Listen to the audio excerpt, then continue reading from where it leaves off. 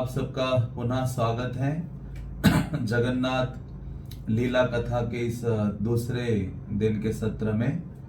तो कल हमने सुना था कि किस प्रकार भगवान जगन्नाथ का जो धाम है वो दिव्य है और भगवान जगन्नाथ अपने भक्तों पर असीम कृपा प्रदान करने के लिए सभी जीवों का उद्धार करने हेतु दर्शन, श्रवण और प्रसादम के माध्यम से उद्धार करने के लिए जगत में अवतरित होते हैं। तो ऐसे भगवान जगन्नाथ की लीला कथा को आगे हम कंटिन्यू करेंगे और आगे श्रवण करेंगे कि कैसे भगवान जगन्नाथ अपने भक्तों के साथ आदान प्रदान करते हैं, रेसिप्रोकेट करते हैं। तो भगवान के प्रति यदि हमारी श्रद्धा और सेवा की भावना है तो भगवान हमारे साथ आदान प्रदान करते हैं।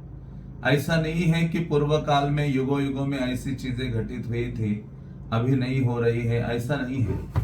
अभी भी भगवान अपने भक्तों के संग में क्या करते हैं, विभिन्न लीलाएं करते हैं और भक्तों को अपना जो दिव्य आनंद है वो प्रदान करते हैं।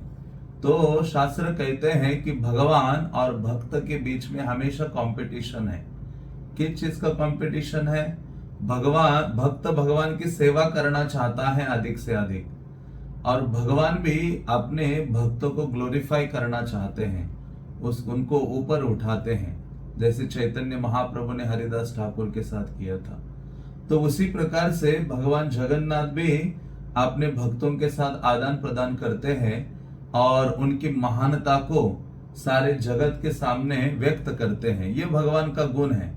जिस प्रकार से माता पिता अपने बच्चों को सबके सामने प्रस्तुत करते हैं, गौरवान्वित करते हैं, तो उसी प्रकार से भगवान भी अपने भक्तों को मानो सर के ऊपर धारण करते हैं। इसलिए श्रीमद् भागवतम आदि ग्रंथों में भगवान क्या कहते हैं, मद भक्ता पूजा व्याधि कहा, कि मेरे भक्तों की जो आराधना है वो मुझसे श्रेष्ठ है। इसलिए हमें ये तत्व को जानना चाहिए कि भगवान के भक्तों की जो स्थिति है वो महती है। जैसे मैंने कल भी कहा था कि श्रील प्रभुपाद जब अमेरिका में थे तो कई ऐसे इंडियंस साधु जाते थे और वो कहते थे हम आपको गॉड बना देंगे, भगवान बना देंगे। तो प्रभुपाद कहते हैं हम भगवान बनने में कोई हमारा इंटरेस्ट नहीं है। हाँ, हम क्या बनना चाहते हैं, भक्त बनना चाहते हैं, क्योंकि भक्त की जो स्थिति है वो सर्वोच्च है। तो कैसे सर्वोच्च हो जाती है भक्त की स्थिति? क्योंकि भगवान के जो भक्त होते हैं वो कीर्तनीय सदा हरि। कीर्तन का अर्थ होता है भगवत सेवा में वो निरंतर लगा रहता है। हाँ, इसलिए कहा गया है, रूप गोस्वामी कहते हैं उन्नत भक्त के लक्षणों के बारे में, वो कहते हैं अव्यर्थ कालत्वम। वो अपना एक क्षण भी कृष्ण सेवा के बिना व्यर्थ व्यतीत नहीं करता है। तो अव्यर्थ कालत्वम ये एक उन्नत या भाव के स्तर पर जो भक्त है उसका एक लक्षण है। और क्या लक्षण है? एक है नाम गाने सदा रुचि। भगवान का नाम रूप गुण लीला का गान करना, चर्चा करने में वो अत्यधिक आसक्त होता है। जैसे इस संसार में, क्योंकि हम हमारे आसक्ति को पहचानना है तो हमें देखना चाहिए कि मैं कौन से विषयों के बारे में ज्यादा बोलता हूँ। हाँ, जैसे इस संसार में कोई युवक किसी युवती से प्रेम करता है भौतिक, हाँ, तो क्या करता है, सदैव उसी के बारे में बातें करेगा, उसी की छोटी छोटी चीजों को ग्लोरीफाई करेगा। तो उसका मतलब है कि वो उसके प्रति गहन आसक्ति, उसके हृदय में अटैचमेंट हो गई है। तो उसी प्रकार से भगवान के प्रति जब हम आसक्त होते हैं तो हम क्या करते हैं, सदैव कृष्ण का गुणगान करते हैं। कृष्ण की चर्चा किए बिना हम रुकते नहीं हैं। इसलिए श्रील प्रभुपाद कहा करते थे मुझे सदैव बोलते रखो। हाँ, मैं बोलते रहूं। इसलिए प्रभुपाद ने कहा डिस्ट्रीब्यूट माय बुक्स जाती रहेंगी, लोग पढ़ेंगे। तो प्रभुपाद कहते हैं जो जो बुक पढ़ेगा मैं उससे बात करता हूँ।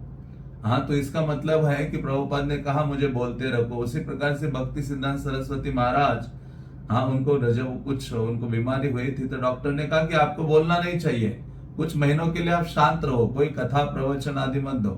भक्ति सिद्धांत महाराज कहते हैं कि कृष्ण की सेवा के लिए मैं छोड़ नहीं सकता, कृष्ण का गुणगान किए बिना मैं नहीं रह सकता।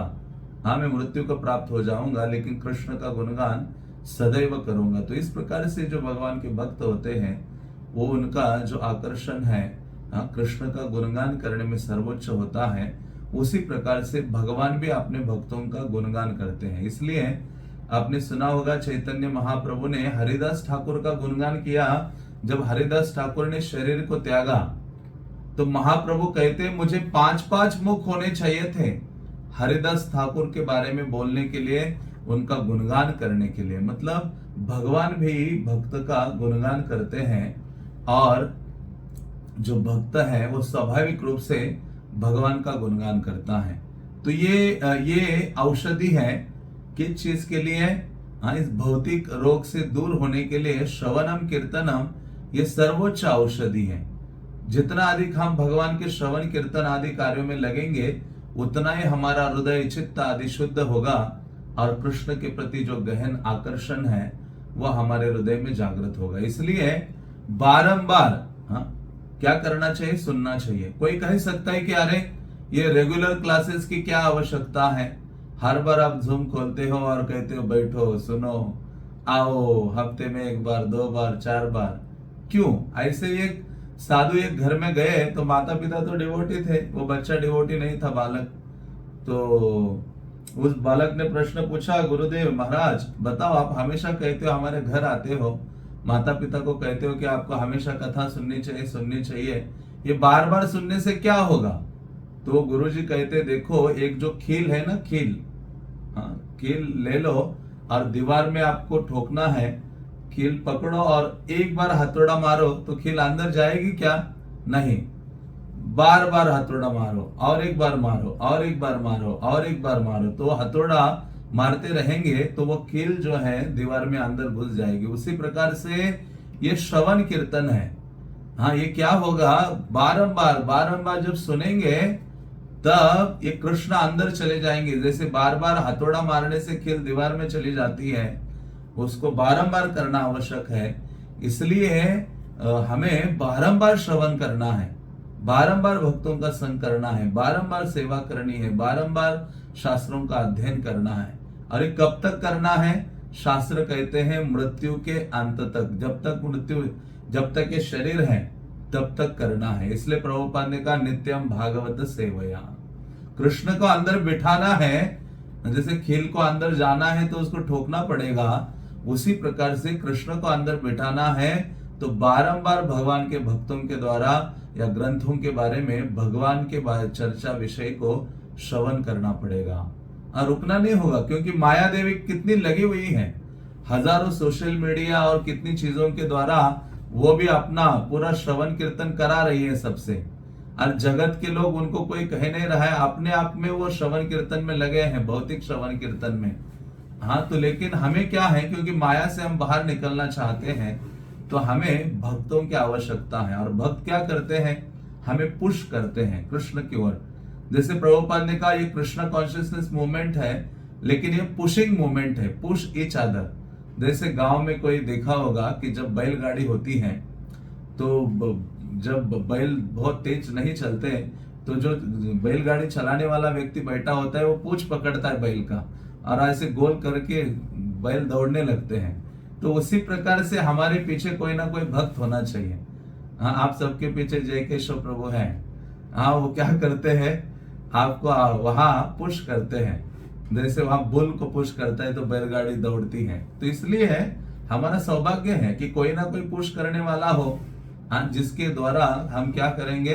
कृष्ण की ओर आगे बढ़ेंगे। तो इसलिए प्रभुपाद कहते थे ये जो आंदोलन है, ये जो मूवमेंट है, ये पुशिंग मूवमेंट है। और इसी कारण से हमारे जीवन में भक्तों की आवश्यकता है। और इसलिए बारंबार, मतलब श्रवण करने का मौका आ जाए ना तो हमारे कान ऐसे खड़े हो जाने चाहिए। जैसे कृष्ण बांसुरी बजाते थे वृंदावन में तो सारे गौओं के कान क्या होते थे? उस दिशा में उड़ते थे। तो किसी को पहचानना होगा कि कृष्ण कौन सी दिशा में बांसुरी बजा रहे हैं, तो सब लोग गाय के कान देखते थे, कौन सी दिशा में, इधर है तो उस तरफ सारे कान होंगे, इधर बज रहे बांसुरी तो इस तरफ कान होंगे गाय के, तो ऐसे ऊपर हो जाते थे। तो इसी कारण से हमें श्रवण करने के लिए अति तत्पर होना चाहिए। और ऐसा श्रवण करेंगे तो कृष्ण से प्रीति होगी। अब देखो जगन्नाथ का स्वरूप ही श्रवण से प्रकट हुआ है। आपने सबने सुना है कि रोहिणी के द्वारा जब कथा सुनी द्वारका में कृष्ण ने ब्रज लीला, तो जो कृष्ण है अपने इस डिफरेंट रूप में आ गए हैं। तो इसलिए श्रवणम को हमें हल्का नहीं लेना चाहिए, और श्रवणम करने के लिए ये सेकेंडरी नहीं सोचना चाहिए कि चलो अभी जूम खुल ही गया है तो चलो ऑन कर देते हैं। नहीं, हमें पूरा तत्पर होना चाहिए कि चलो कल मेरे पास टाइम नहीं होगा, कल मेरे पास जीवन, आज ही लास्ट डे है मेरे लाइफ का। जैसे परीक्षित महाराज को 7 दिनों में मृत्यु कहा था, 7 दिन के बाद, तो उनके पास तो 7 डेज जाने के बाद था। हमारा तो 7 दिनों में हम जाने वाले हैं, लेकिन कल का हमें पता नहीं है। तो आज ही सोचना चाहिए कि आज मेरा आखिरी भागवतम क्लास सुनना है, आज मुझे आखिरी श्रवण है मेरा, आज आखिरी अध्ययन है, आज आखिरी है। इस भावना में रहेंगे ना तो प्रतिदिन हम उस उत्साह के साथ लगे रहेंगे। और माया का जो प्रभाव है, माया क्या करती है, सबसे पहले भक्त का श्रवण कीर्तन को बाधा दे देती है। कलियुगा में कहा गया है कलो साधन बाधका। कलियुगा में ये जो साधना है ना, श्रवण कीर्तन आदि, ये प्रमुख है। इसमें एक माया देवी बाधा डालती है, क्योंकि जैसे श्रवण कीर्तन कम हो गया किसी भक्त का, तो वो तुरंत वीक हो जाता है और अपने आप ही वो क्या होता है, माया की ओर आकृष्ट हो जाता है। तो इसलिए कहा गया है कि हम श्रवणम के द्वारा हम स्ट्रांग हो सकते हैं। जैसे चैतन्य महाप्रभु कहते हैं कि भक्ति लता बीज है और ये बढ़ेगी कैसे, श्रवण कीर्तने जले करय सेचन। श्रवण कीर्तन रूपी जल के द्वारा वो बढ़ेगी। तो इसलिए महाप्रभु ने भी बहुत जोर दिया है, रूप गोस्वामी ने भी जोर दिया है, और प्रभुपाद ने तो कहा मैंने ये जो मंदिर, मेरे मंदिर ये बेल रिंगिंग टेम्पल्स नहीं है, आओ घंटा बजाओ और नारियल फोड़ के चले जाओ, नहीं, ये क्या है, श्रवण कीर्तनम के लिए टेम्पल्स बनाए हैं कि यहाँ लोग आएंगे और सुनेंगे भक्तों के संग में। और सुनने से क्या होगा, कपिल देव कहते हैं अपनी माता को, सताम प्रसंगान मम वीर्य संविदो भवन्ति हृत्कर्ण रसायन कथा तज्जोषणाशु अपवर्गमर्त्मनि। श्रद्धा भक्ति रति अनुक्रमशति। तो क्या होगा, श्रद्धा जैसा सुनेंगे और श्रद्धा बढ़ेगी, और भगवान की सेवा के लिए रति प्रेम आदि बढ़ेगा। तो भक्त जो उन्नत है वो उसके श्रद्धा पर ही निर्भर है। जो टॉप डिवोटी है, जिसकी जितनी श्रद्धा है वो उतना उन्नत है। तो इसलिए श्रद्धा की बढ़ोतरी होती है जब हम निरंतर श्रवण करते हैं, और श्रवण करते हैं, चर्चा करते हैं। तो उसी प्रकार से भगवान के ये जो उत्सव आते हैं ना, जगन्नाथपुरी के उत्सव आ रहे हैं, वृंदावन के अभी जन्माष्टमी, कार्तिक आदि सब आएगा, फिर गौर पूर्णिमा के उत्सव आएंगे मार्च से, फरवरी से, नित्यानंद त्रयोदशी आदि। तो ये सब क्यों आ रहे हैं, केवल ये अपॉर्चुनिटी दे रहे हैं हमें सारे फेस्टिवल्स कि हम कर्णोत्सव मनाएं। कानों के लिए जो फेस्टिवल है ना, वो कृष्ण का दिव्य कथाएं हैं। जैसे नेत्रों के लिए फेस्टिवल है नेत्रोत्सव, जगन्नाथ को देखना, तो उसी प्रकार से कानों के लिए फेस्टिवल क्या है, कृष्ण के बारे में सुनना और बारंबार सुनना, और जो सुने हैं उसको दोहराना, किसी को जाके सुनाना। जैसे प्रभुपाद जब शुरुआत में अमेरिका गए तो वो रुके नहीं, बोलना बंद नहीं किया। वो एक रूम में रहते थे, वो दीवार को लेक्चर देते थे। आपने भगवद गीता का इंट्रोडक्शन पढ़ा होगा, इतने पेज इंट्रोडक्शन है। तो वो प्रभुपाद ने क्या किया है, वो अपने एक रूम में रहते थे, उस समय कोई नहीं आता था, ना शुरुआत थी।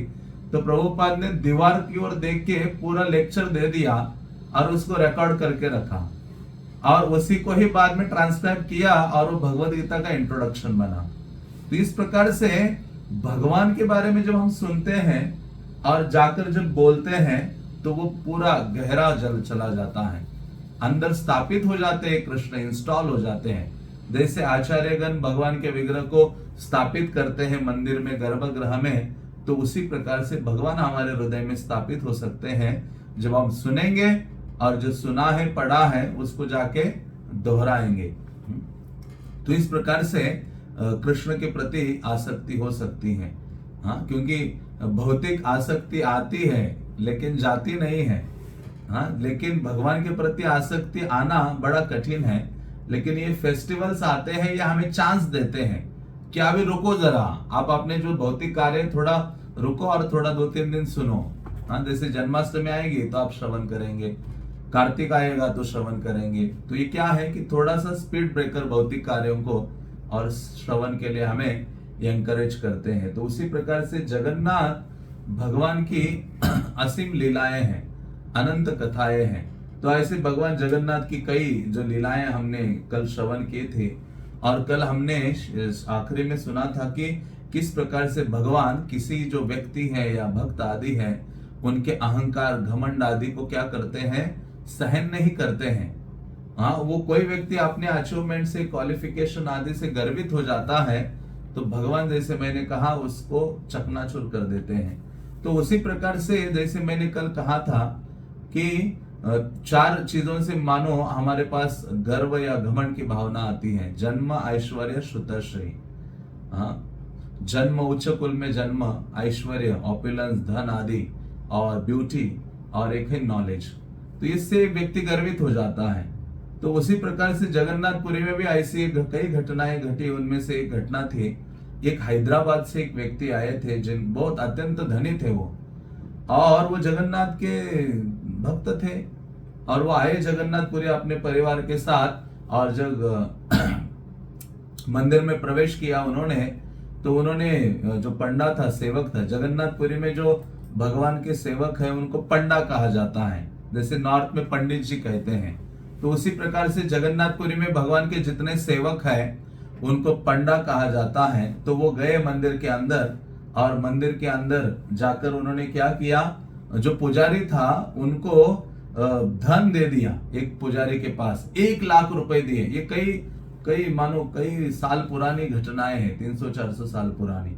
और उन दिनों 1 लाख रुपए मतलब बहुत बड़ा धनराशि होती थी। और ये दिया, और उन्होंने उस पंडा को कहा कि आपको ये 1 लाख रुपए एक ही दिन में जगन्नाथ के भोग आदि के लिए, सेवा के लिए खर्च करने हैं। हाँ, और ये मेरा दान है। तो उसको अपने धन का घमंड था कि देखो मैंने इतना 1 लाख रुपए दिया है, और वो जगन्नाथ को एक ही दिन में आप खर्च करके दिखाओ। तो उन दिनों तो दूध और जो भी घी आदि जितने भी चीजें हैं वो बहुत बहुत सस्ती हुआ करती थी। तो उन्होंने कहा कि इनको आप एक ही दिन में खर्च करो। तो ये उसका आग्रह था। और ऐसे जब कहा तो जो पुजारी थे, सेवक थे, वो उलझन में पड़ गए, और उन्होंने सोचा कि ये तो जगन्नाथ का अपमान ही है। इस व्यक्ति को अपने धन का घमंड हो गया है और कह रहा है कि एक ही दिन में जगन्नाथ को अर्पित करके दिखाओ, देखो तुम्हारे आपके जगन्नाथ कितना खाते हैं। इतना बोलते हैं ना, इतना खाते हैं, इतना भोग लगता है, तो 1 लाख रुपए खर्च करके दिखाओ, वो भी एक ही दिन में। तो ये जो भक्त थे वो समझने लगे कि ये भगवान का अपमान कर रहा है, और वो सोचने लगे कि ये संभव नहीं है, 1 लाख रुपए कैसे हम एक दिन में खर्च कर सकते हैं। तो उन्होंने क्या किया, वो बड़े दुखी हो गए, और उनको कहा कि बड़ा कठिन है ये खर्च करना। लेकिन वो जो सेवक है भगवान के चरणों में गया, और वहां जाकर भगवान के चरणों में जाकर क्या करता है, वहां मंदिर के अंदर ही जाकर शयन करता है भगवान को सुलाने के बाद रात्रि में। और शयन करने के पश्चात भगवान क्या करते हैं, स्वप्न में आते हैं। भगवान को कहते हैं, देखो प्रभु, ये एक व्यक्ति आया है जगन्नाथपुरी में, वो अकेला नहीं आया, अपने धन का घमंड, गर्व, अहंकार को भी साथ लेकर आया है। और वो अपने आप को, बल्कि आप ही सारे ऐश्वर्य आदि देने वाले हैं। भगवान ही सारी चीजों के स्रोत हैं। आप ही किसी को ऐश्वर्य देते हैं। हाँ, लेकिन वो व्यक्ति क्या होता है, घमंडित हो जाता है। तो जो सेवक है शयन सोए वहां मंदिर के अंदर, तो भगवान स्वप्न में आते हैं, और भगवान कहते, अरे आपकी क्या इच्छा है कि एक ही दिन में खर्च करना चाहते हो 1 लाख रुपए मेरी सेवा में। तो उन्होंने कहा, हाँ प्रभु। तो वो कहते, हो सकता है, क्यों नहीं हो सकता। आप क्या करो, जाकर उस व्यक्ति को ये उत्तर दे दो, उस सेठ को। और वो सेठ जो हैदराबाद से आया था, उनका नाम था जगत सेठ, कि उनको कहो कि मुझे केवल एक पान अर्पित करो तुम। हाँ, एक तांबुल पान होता है ना, जो भारत में तो बहुत पान खाकर लोग अपना लाल मुंह दिखा के घूमते रहते हैं, जहां तहां थूकते रहते हैं, मानो मुंह को डस्टबिन बना दिया है, कुछ भी डालते हैं।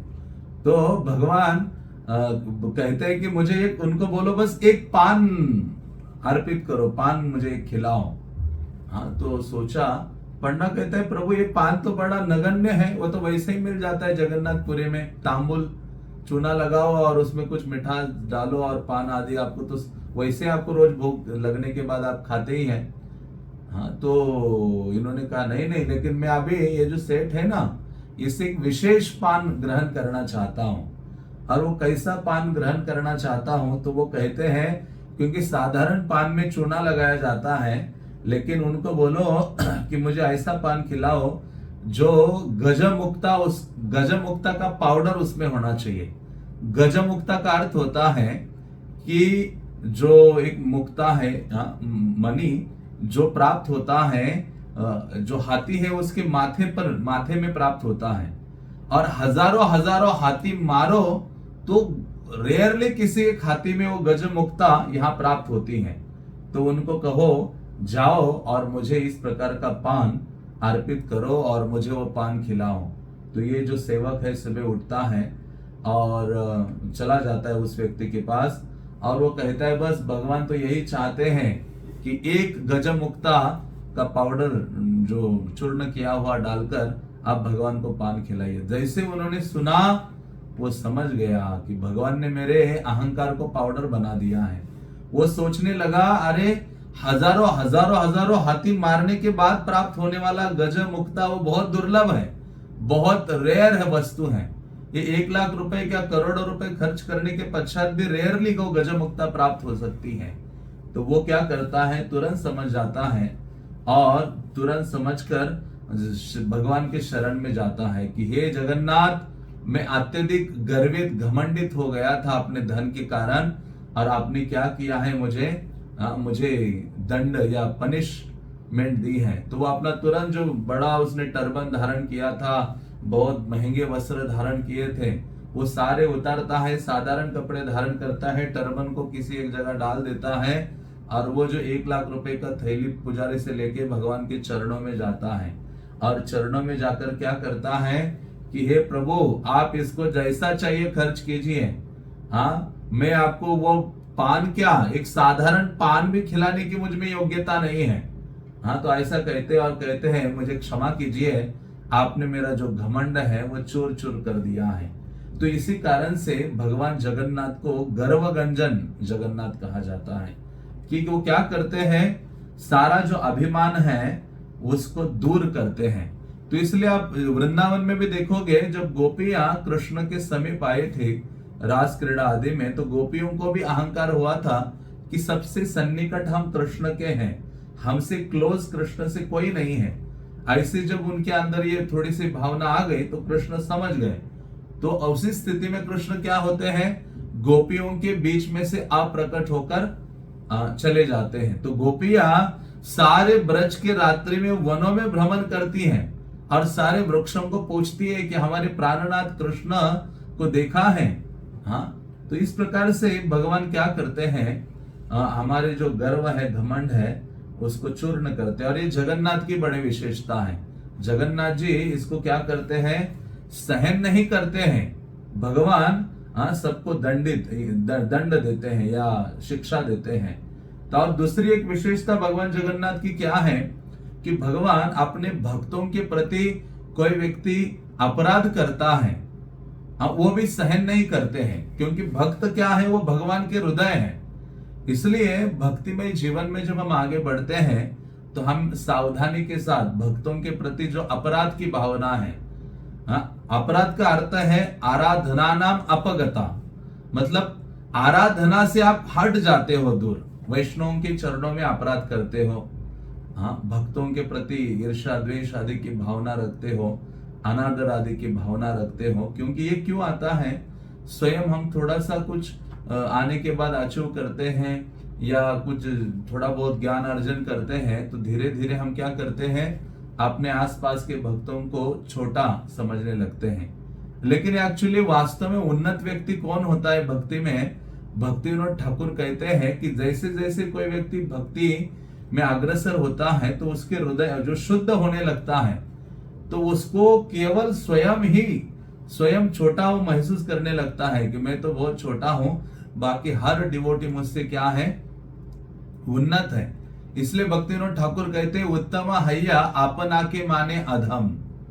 उत्तम होकर भक्त क्या सोचता है, मैं आदम हूं। इसलिए आप देखो भक्ति विनोद ठाकुर क्या कहते हैं, हमारा जीवन सदा पापे रत नाही का पुण्य रलेश। मेरा जीवन तो पाप से भरा पड़ा है, पुण्य नहीं है। कितने सुंदर सुंदर उनके वक्तव्य हैं। हाँ, हमारे जितने भी आचार्य हैं, चाहे हरिदास ठाकुर को लीजिए, रूप गोस्वामी, सनातन गोस्वामी, मतलब जितने भी वैष्णव वृंद है, उन सबके जीवन में ये कॉमन है। क्या कॉमन है? ह्यूमिलिटी की भावना, विनम्रता की भावना। और भक्ति वहां निवास करती है, भक्ति वहां स्टोर होके रहती है जहां क्या हो, विनम्रता का पात्र हो। हाँ, जहां जैसे बर्तन होता है ना जिसमें हम दाल सब्जी डालते तो गहरा होता है, तो विनम्रता से क्या होता है, हमारा हृदय गहरा हो जाता है, और जिसमें भगवान के प्रति जो प्रेम की भावना है वो बनी रहती है। हाँ, तो इसलिए कहा गया है, चैतन्य महाप्रभु कहते, तृणादपि सुनीचेन तरोरपि सहिष्णुना अमानिना मान देना कीर्तनीय सदा हरि। कि तृणादपि सुनीचेन, तृण से भी अधिक छोटा होना, तृण से भी अधिक विनम्र होना। हाँ, तृण के ऊपर, ग्रास या घास के ऊपर हम चलते हैं तो वो कोई कंप्लेंट नहीं करता है, क्यों मेरे सर पे पाँव रखा है। हाँ, तो इस प्रकार से ये भावना, ये सारे गुण आ जाते हैं भक्त के अंदर जब हम भक्ति करते हैं। इसलिए आचार्यगण कहते हैं कि कैसे पहचाने कि किस व्यक्ति के ऊपर चैतन्य महाप्रभु की कृपा हुई है। कैसे जिस व्यक्ति के हृदय में विनम्रता की भावना आ गई है, समझ लेना कि ये व्यक्ति चैतन्य महाप्रभु की अनुकंपा को प्राप्त कर लिया है।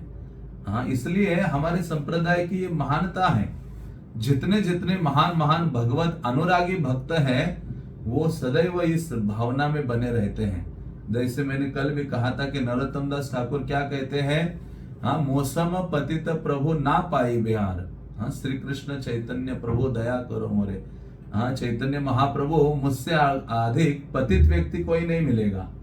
हाँ, तो इस प्रकार से हमें क्या करना चाहिए, जब जगन्नाथ जी ये सहन नहीं करते हैं भक्तों के प्रति ईर्ष्या द्वेष की भावना को किसी के हृदय में है, इसलिए तो हमें भक्तों के सदैव आदर देने का भावना रहे और सेवा करने की भावना रहे, और कोई भी दोष दृष्टि देखने की भावना ना रहे। अन्यथा क्या होगा, धीरे धीरे हमारा जो भगवत भक्ति है, हाँ, वो हम गिरने लगेंगे। और भगवत भक्ति में गिरना मतलब कृष्ण के स्मरण से वंचित हो जाएंगे।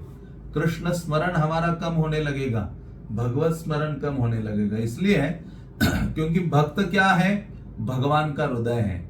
इसलिए तो श्रीमद् भागवतम में दुर्वासा मुनि और अम्बरीश महाराज का जो कथा हम सुनते हैं, हाँ, जब अम्बरीश महाराज के प्रति दुर्वासा ने जब अपराध किया और फिर भगवान का सुदर्शन आता है, अम्बरीश, दुर्वासा जो इतने बड़े ऋषि थे उनके पीछे लगता है, और वो दौड़ दौड़ के सब जगह कोई शेल्टर नहीं मिलती तो भगवान के चरणों में जाते और कहते कि प्रभु मुझे बचाइए आपके सुदर्शन से।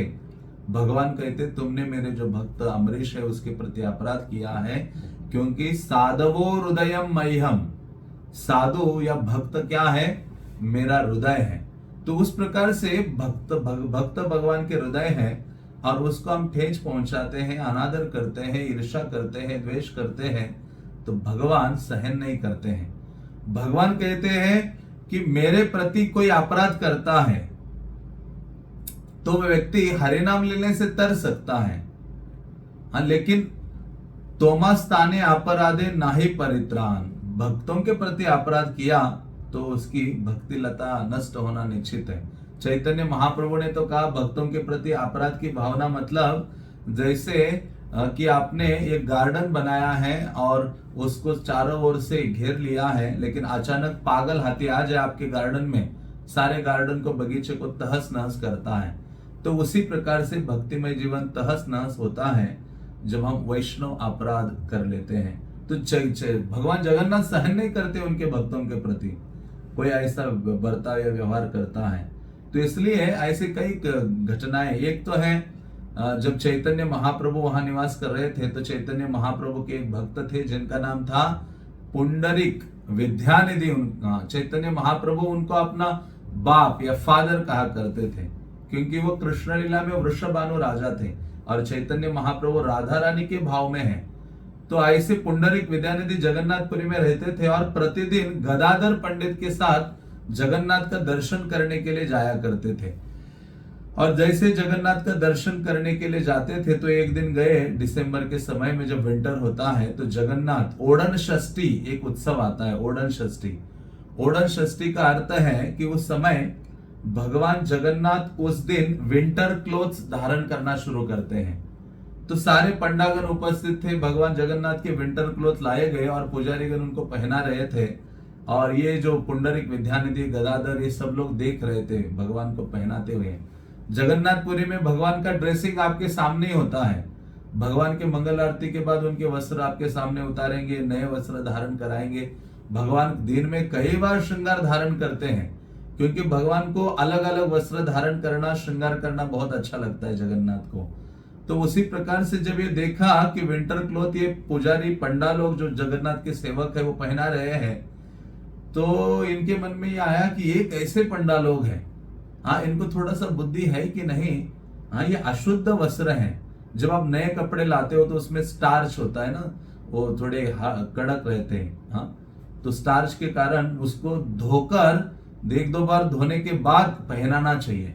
तो इन्होंने कहा कि ये देखो कैसे ये जगन्नाथ के सेवक हैं, इनको इतना भी समझ में नहीं आता कि ये नए वस्त्र लाए हैं उसमें माड़ है जो स्टार्च, और वैसे ही पहना दिया है। और ऐसा ये कह के वो चले गए।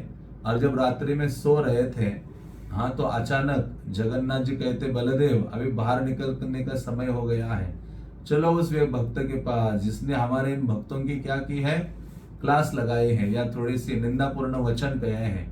तो कुछ भी हो जाता है, भगवान बाहर निकलते हैं उनको दंडित करने के लिए। हाँ, तो भगवान बाहर आए। रात्रि में जब ये सो रहे थे पुंडरीक, विद्यानिधि, जाकर जगन्नाथ जी उनके छाती पर बैठ गए और बैठकर इतने थप्पड़ मारने लगे उनको, इतने थप्पड़ मारने लगे। हाँ, तो बलदेव कहते आप नीचे उतरो, अभी मेरा टर्न है, मुझे थोड़ा बैठने दो। तो बलराम जी फिर लगते इतने थप्पड़ मारे। और सुभद्रा कहती है कि नहीं अभी बहुत हो गया, अभी चलो चलो उतरो, चलते वापस, अभी मंगल आरती का टाइम हो गया है, जाके हमें वेदी पर फिर से बैठना है।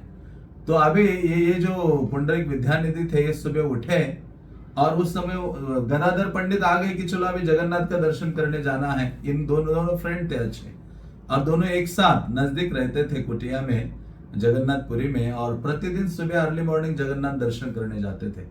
तो गदाधर पंडित आए, दरवाजा नॉक कर रहे, अरे पुंडरीक पुंडरीक।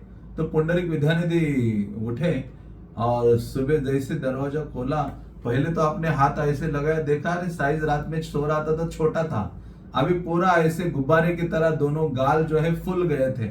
गदाधर पंडित कहते, पुंडरीक विद्यानिधि आपके साथ क्या हो गया है, ये दशा, ऐसी अवस्था आपकी कैसे हो गई है। तो वो पूरा जो वृत्तांत है वो कहने लगे कि ऐसी अवस्था किसने की है, भगवान जगन्नाथ ने की है, क्योंकि मैंने उनके भक्तों के प्रति इस प्रकार के जो वचन है वो बोले थे। आप मायापुर गए हो तो मायापुर में जगन्नाथ मंदिर है, राजापुर में, वो भी, वहां भी जगन्नाथ जी ऐसी लीला करते हैं। उस मंदिर का जब कंस्ट्रक्शन हो रहा था अभी कई साल पहले, तो उस समय जो मिस्त्री है जो मार्बल वगैरह लगाने का कार्य करता है, तो उस व्यक्ति ने देखा कि बहुत मार्बल आ रहा है मंदिर में, वो अपना प्लास्टर करना, मार्बल लगाना, ईंटें लगाना, ये सारा कार्य कर रहा था। और उस समय उसने क्या किया कि देखा कोई डिवोटी जो भक्त लोग हैं वो कोई ध्यान नहीं दे रहे हैं, सब अपनी सेवा में मग्न हैं। तो उसके पास एक थैला था, वो प्रतिदिन एक दो मार्बल के ऐसे अच्छे वाले पीस लेकर अपने थैले में लेके चला जाता था घर, और घर लेके जाता था, और ऐसे रोज कई पीसेस मार्बल के ले गया फ्लोर के लिए। उसने अपना एक पूरा कमरा रेडी कर दिया। तो क्योंकि जगन्नाथ की सेवा में जो भी इस्तेमाल होता है उस पे ध्यान बलराम का बहुत होता है। हाँ, क्योंकि सेवा इंचार्ज कौन है, बलराम जी हैं, इसलिए वो गुरु तत्व कहा जाता है उनको। इसलिए वो जैसे गुरु होते हैं, वो सेवक भगवान है और भगवान सेव्य भगवान है। तो गुरु बलराम के अंडर सेवा करते हैं कृष्ण की। हाँ, तो ऐसे बलराम ने देखा, अरे ये मंदिर का निर्माण हो रहा है और ये व्यक्ति एक एक रोज कई सारे मार्बल के पीसेस गायब कर रहा है। तो फिर से जगन्नाथ जी को कहते हैं बलराम कि चलो अभी रात्रि हो गई ना, वो सो रहा है, चलो हम चलते हैं उसके पास। तो बलराम जी जाते हैं, और ये कई साल पूर्व घटी हुई घटना है। बलराम और जगन्नाथ सुभद्रा पहुंचते रात्रि में उस व्यक्ति के घर जो मंदिर का मार्बल आदि चुरा के लाता था। तो जाते, और वो फिर से वही, ये उनका परमानेंट वो है, कार्य है। जाकर बलराम जाकर पहले उसके छाती पर बैठते कि मार्बल लेके आते हो हमारे मंदिर का घर। इतने उसकी पिटाई कर दी, और फिर जगन्नाथ कहते अभी आप नीचे उतरो, मुझे बैठने दो जरा सवारी। तो बलराम भी मारते हैं, और फिर वही सुभद्रा का जी का सेम डायलॉग, अरे नहीं नहीं, वो मदरली भाव है ना उनमें, कहते नहीं नहीं नहीं, अभी आप आ जाओ, नीचे आ जाओ। तो ये कब पता चला, जो आप ये मंदिर जो बनाना देखने जाते हो ना, तो सुबह क्या हो गया, एक वही जो काम करने वाला व्यक्ति है, वो बुलक कार्ट, बैलगाड़ी भरकर मार्बल लेके आ रहा था। तो जो सिक्योरिटी गार्ड और भक्त हैरान हो गए, अरे ये तो रोज काम करने आता है मंदिर में कंस्ट्रक्शन का, और आज आया है तो पूरा बैलगाड़ी में इतने सारे मार्बल के पीसेस पूरा एक्स्ट्रा लेके आया है। जब उसको पूछा कि ऐसा क्यों किया आपने, तुम तो यहाँ काम करने आते हो, आज आपका ये हृदय कैसे इतना बड़ा हो गया कि ये आप सारा मार्बल दान देने के लिए लाए हो। तो उन्होंने कहा, हे प्रभु जी, लोग भक्तों, मैं दान देने के लिए नहीं लाया हूं, मैंने ये जगन्नाथ टेम्पल जब अभी कंस्ट्रक्शन चल ही रहा है तो मैं रोज यहाँ से गायब करता था, और इसलिए क्या किया है, जितना चोरी करके लेके गया था वो भी लाया हूं, और उससे डबल लेके आया हूं, क्योंकि रात्रि में जगन्नाथ बलदेव सुभद्रा आए और उन्होंने मुझे पनिश किया है। तो इस प्रकार से जब मंदिर की चीजें हम यूज करते हैं तो वो उस पर ध्यान बलराम का होता है, और बलराम पनिश करते हैं। तो इस प्रकार से कहा गया है कि जगन्नाथ जी दुखी होते हैं जब कोई व्यक्ति उनके भक्तों के प्रति ईर्ष्या द्वेष की भावना रखता है, और उनके प्रति उनमें गलतियां निकालने का प्रयास करता है। जैसे रामानुजाचार्य हैं, वो जगन्नाथपुरी आए एक बार, और उन्होंने देखा, अरे ये कैसे पंडा लोग हैं, ये लोग प्रॉपर मंत्रों का उच्चारण नहीं कर रहे हैं, और ये गमछा डाल के आते हैं और जगन्नाथ की सेवा करते हैं, और ऐसे। तो ये रामानुजाचार्य, दक्षिण भारत में आप जाओगे मंदिरों में तो देखोगे कैसे वेद विधि आदि के अनुसार, आगम पंचरात्र आदि के अनुसार भगवान की सेवा होती है। हर चीज के लिए मंत्रों का उच्चारण होता है, हजारों बार आचमन किया जाता है। हाँ, तो ये बहुत कड़ाई से वहां पालन करते हैं। लेकिन यहाँ देखा, यहाँ कुछ है नहीं ऐसा, ये तांत्रिक विधि से कुछ कर रहे हैं। तो रामानुजाचार्य ने कहा, वहां के जो राजा थे जगन्नाथपुरी को, उनको, वो उनके शिष्य थे रामानुजाचार्य के, और कहा कि मैं सुबह सभी जो ये पंडा लोग हैं जगन्नाथ की सेवा कर रहे हैं उनको सिखाऊंगा, और सब कि मंदिर खोलना कैसे है, खोलने से लेकर रात्रि शयन तक क्या क्या विधि होनी चाहिए, कैसे कौन से मंत्रों का उच्चारण होना चाहिए, हाँ, भोग कैसा लगना चाहिए, सारी चीजें मैं बताऊंगा और ट्रेन करूंगा सबको, पंडाओं को। हाँ, तो आप पुरी गए होंगे तो पंडाओं से आप बात करें तो आपको पता चलेगा कैसे पंडाज होते हैं जगन्नाथ के। तो जैसे ही रामानुजाचार्य ने कहा, कल सुबह सारे पंडाज इकट्ठा हो जाए मंदिर के द्वार पर। हाँ, सिंह द्वार, जगन्नाथ मंदिर को कितने द्वार हैं? 4 द्वार हैं। एक है सिंह द्वार, जो लायन गेट जिसको कहते हैं, हाँ, पूर्व की ओर है। पश्चिम में व्याघ्र द्वार है, जहां बड़े बड़े बाघ हैं, हाँ, टाइगर्स हैं। और दक्षिण में अश्व द्वार है, और उत्तर में हस्ती द्वार है, मीन्स एलिफेंट। ऐसे 4 द्वार है जगन्नाथ मंदिर के, और चारों में हमें चारों से प्रवेश नहीं करना चाहिए। ये विशेष चीज है कि किसी गेट से आप जाओगे जगन्नाथ मंदिर में तो आपको वो डिजायर्स आपकी फुलफिल होती है। तो जो वैष्णव लोग हैं, जिनके हृदय में केवल प्रेमा भक्ति है, अनन्य भावना है, वो लोग सिंह द्वार से प्रवेश करते हैं। इसलिए कोई ऐसा उल्लेख प्राप्त नहीं होता कि चैतन्य महाप्रभु किसी अन्य गेट से गए। हाँ, इसलिए आज भी जो वैष्णव गण है वो सिंह द्वार से जाते हैं, और जाकर जो पूर्व की ओर है जगन्नाथ का दर्शन करते हैं। तो सिंह द्वार से भक्तगण जाते हैं, और जो पश्चिम द्वार है व्याघ्र द्वार, वहां से जिनके हृदय में भौतिक इच्छाएं बहुत हैं, और तांत्रिक जो लोग हैं, अघोरी हैं, देवदासियां हैं, वो क्या करते हैं, पश्चिम द्वार से, व्याघ्र द्वार से मंदिर में प्रवेश करते हैं।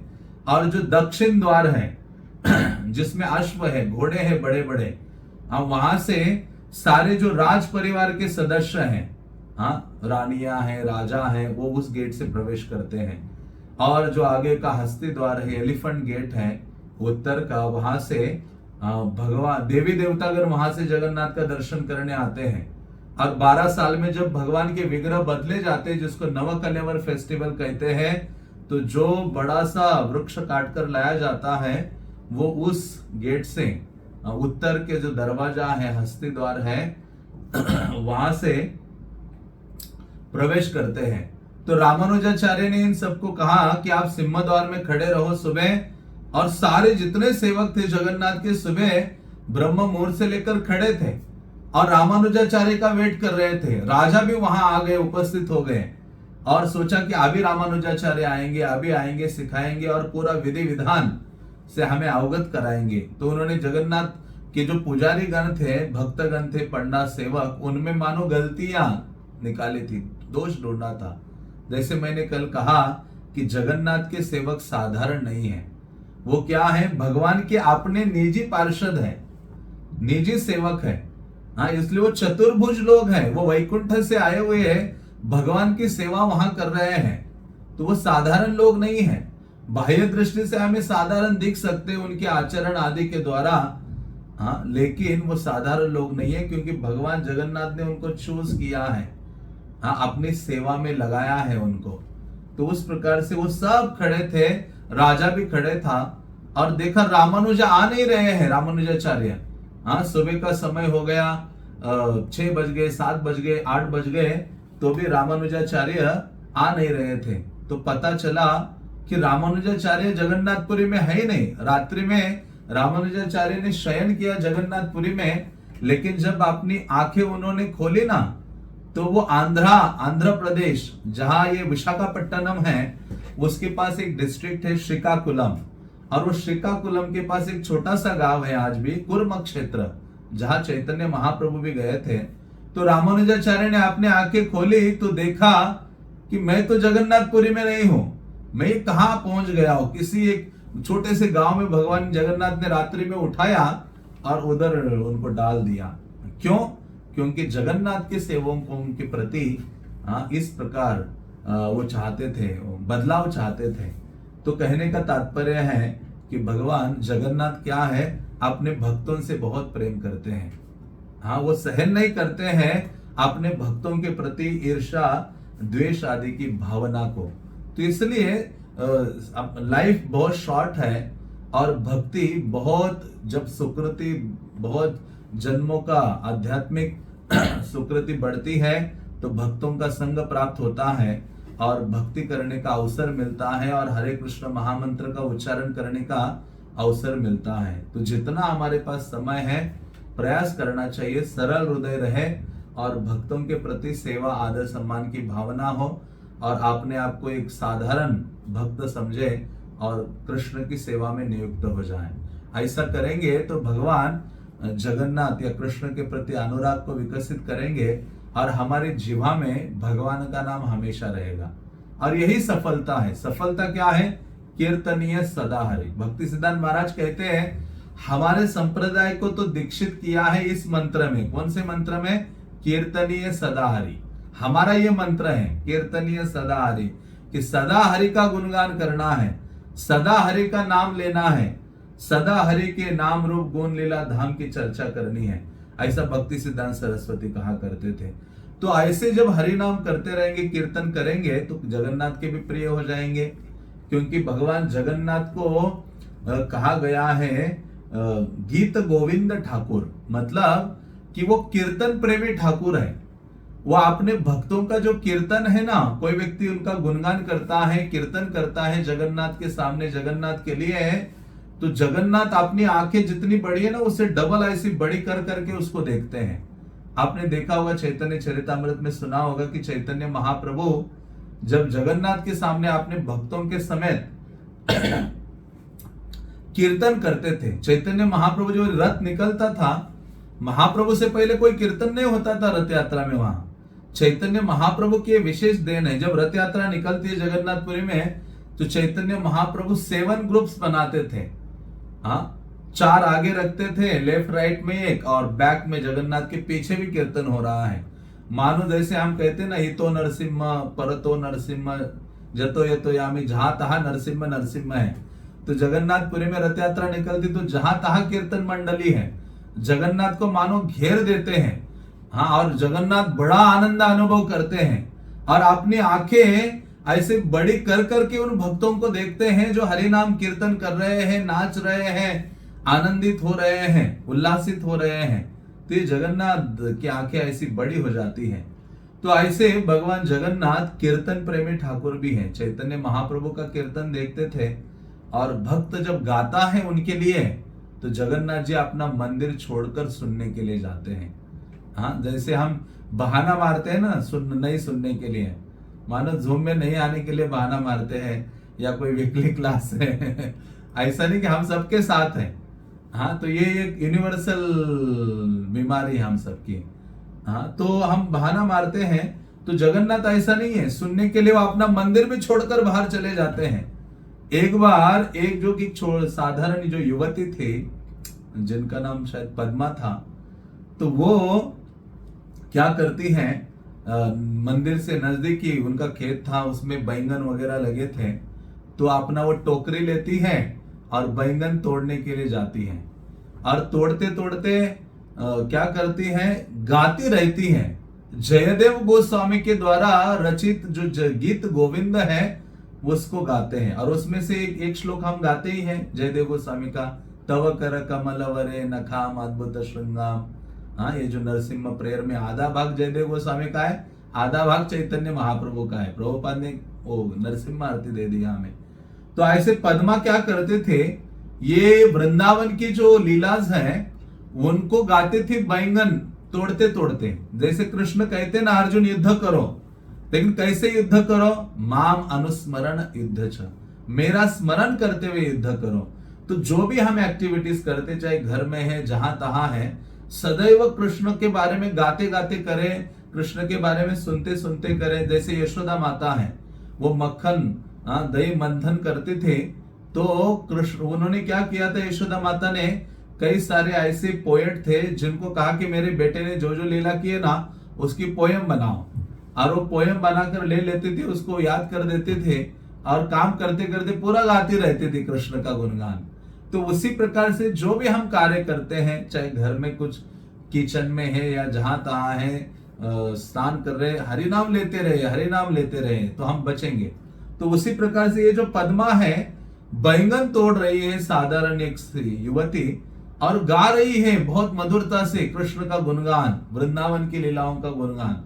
तो जैसे ही कोई गाता है, भगवत चर्चा करता है, तो जगन्नाथ जी छोड़कर भाग जाते हैं अपना स्थान। हाँ, वो रुकते नहीं अपने मंदिर में। तो जगन्नाथ जी जगन्नाथ मंदिर छोड़कर बाहर आ गए। हाँ, जब दोपहर का शयन था उनका, तो आ गए और चले गए वहां सुनने के लिए।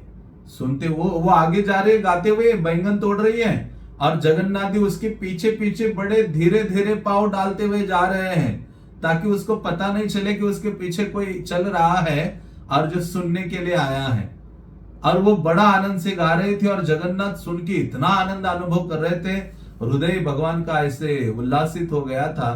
और भगवान को याद ही नहीं, उनके ऊपर जो चद्दर था वो भी गिर गया, जो बैंगन के कांटे लगकर, और जितने बाकी उन्होंने धोती पीताम्बर जो भी धारण किया था, जगन्नाथ ने जो वस्त्र धारण किए थे, वो सारे क्या हो गए, वो सारे वस्त्र फट गए। और जगन्नाथ ने देखा कि अरे पुजारी अभी आने का टाइम हो गया है और भोग लगने का टाइम हो रहा है। तो जगन्नाथ जी ने आधा वो कीर्तन श्रवण करते हुए भाग गए और जाकर खड़े हो गया, ऐसे मानो कुछ किया नहीं मैंने। जैसे घर में बच्चे होते हैं ना, कुछ शरारत करते और बड़े सोबरली खड़े हो जाते कि मैं तो बिल्कुल सज्जन हूं, मैंने कुछ हरकत नहीं की है। जैसे कृष्ण के साथ था वृंदावन में, कृष्ण मटका फोड़ देते थे और साइड में खड़े होते थे, माखन वगैरह जो खा के मुंह में लगा होता था वो पोंछ देते थे माखन, और माखन जाकर बंदर के मुंह में लगाते थे और कहते देखो मैंने कुछ नहीं किया, जो भी किया है किसने किया है, उस बंदर ने किया है।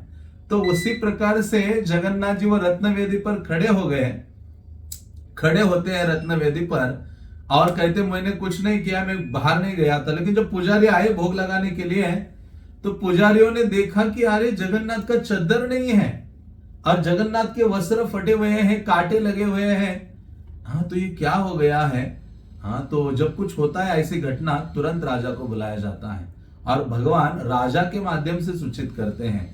तो भगवान ने तुरंत राजा को कहा, क्योंकि राजा भगवान के प्रथम सेवक है।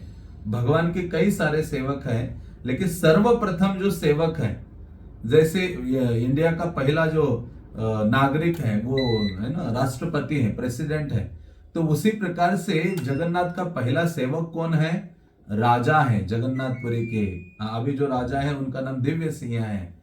हाँ, तो उस प्रकार से राजा को बुलाया तो राजा को कहा कि देखो, मुझे ये जो कीर्तन है ना बहुत आनंद देता है, ये जयदेव गोस्वामी द्वारा रचित गीत गोविंद। और जब बड़े भक्त जहां तक गाते, मैं तो निकलना चाहता हूं मंदिर से बाहर, हाँ, चार दीवारों से। आप क्या करो, अभी मैं रोज रोज नहीं जा सकता, क्योंकि यहाँ आप लोग परेशान हो जाएंगे। भोग लगते समय मैं नहीं रहूंगा, आरती के समय नहीं रहूंगा। आप वो जो युवती है ना पद्मा, उसको लेके आ जाओ जगन्नाथपुरी में और उसको बेस्ट प्लेस दो स्टेइंग के लिए, उसकी सारी व्यवस्था करो और उसको बोलो बस जब मैं रात्रि में शयन करने लगूंगा ना तो आओ और मेरे लिए गाते रहो। तो पद्मा जो थी वो युवती, उसकी ये सेवा शुरू हो गई। प्रतिदिन भगवान जब शयन करते हैं जगन्नाथपुरी में, आज भी गीत गोविंद को गाया जाता है।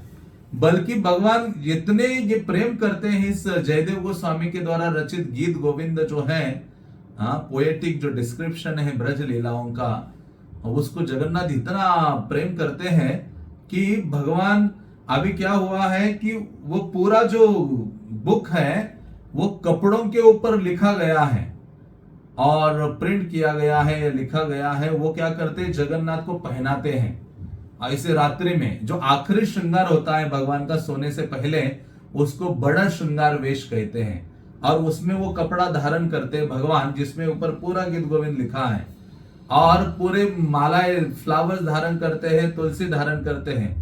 दिन भर जगन्नाथ का राजा का वेश होता है, बहुत ऑपुलेंट होता है।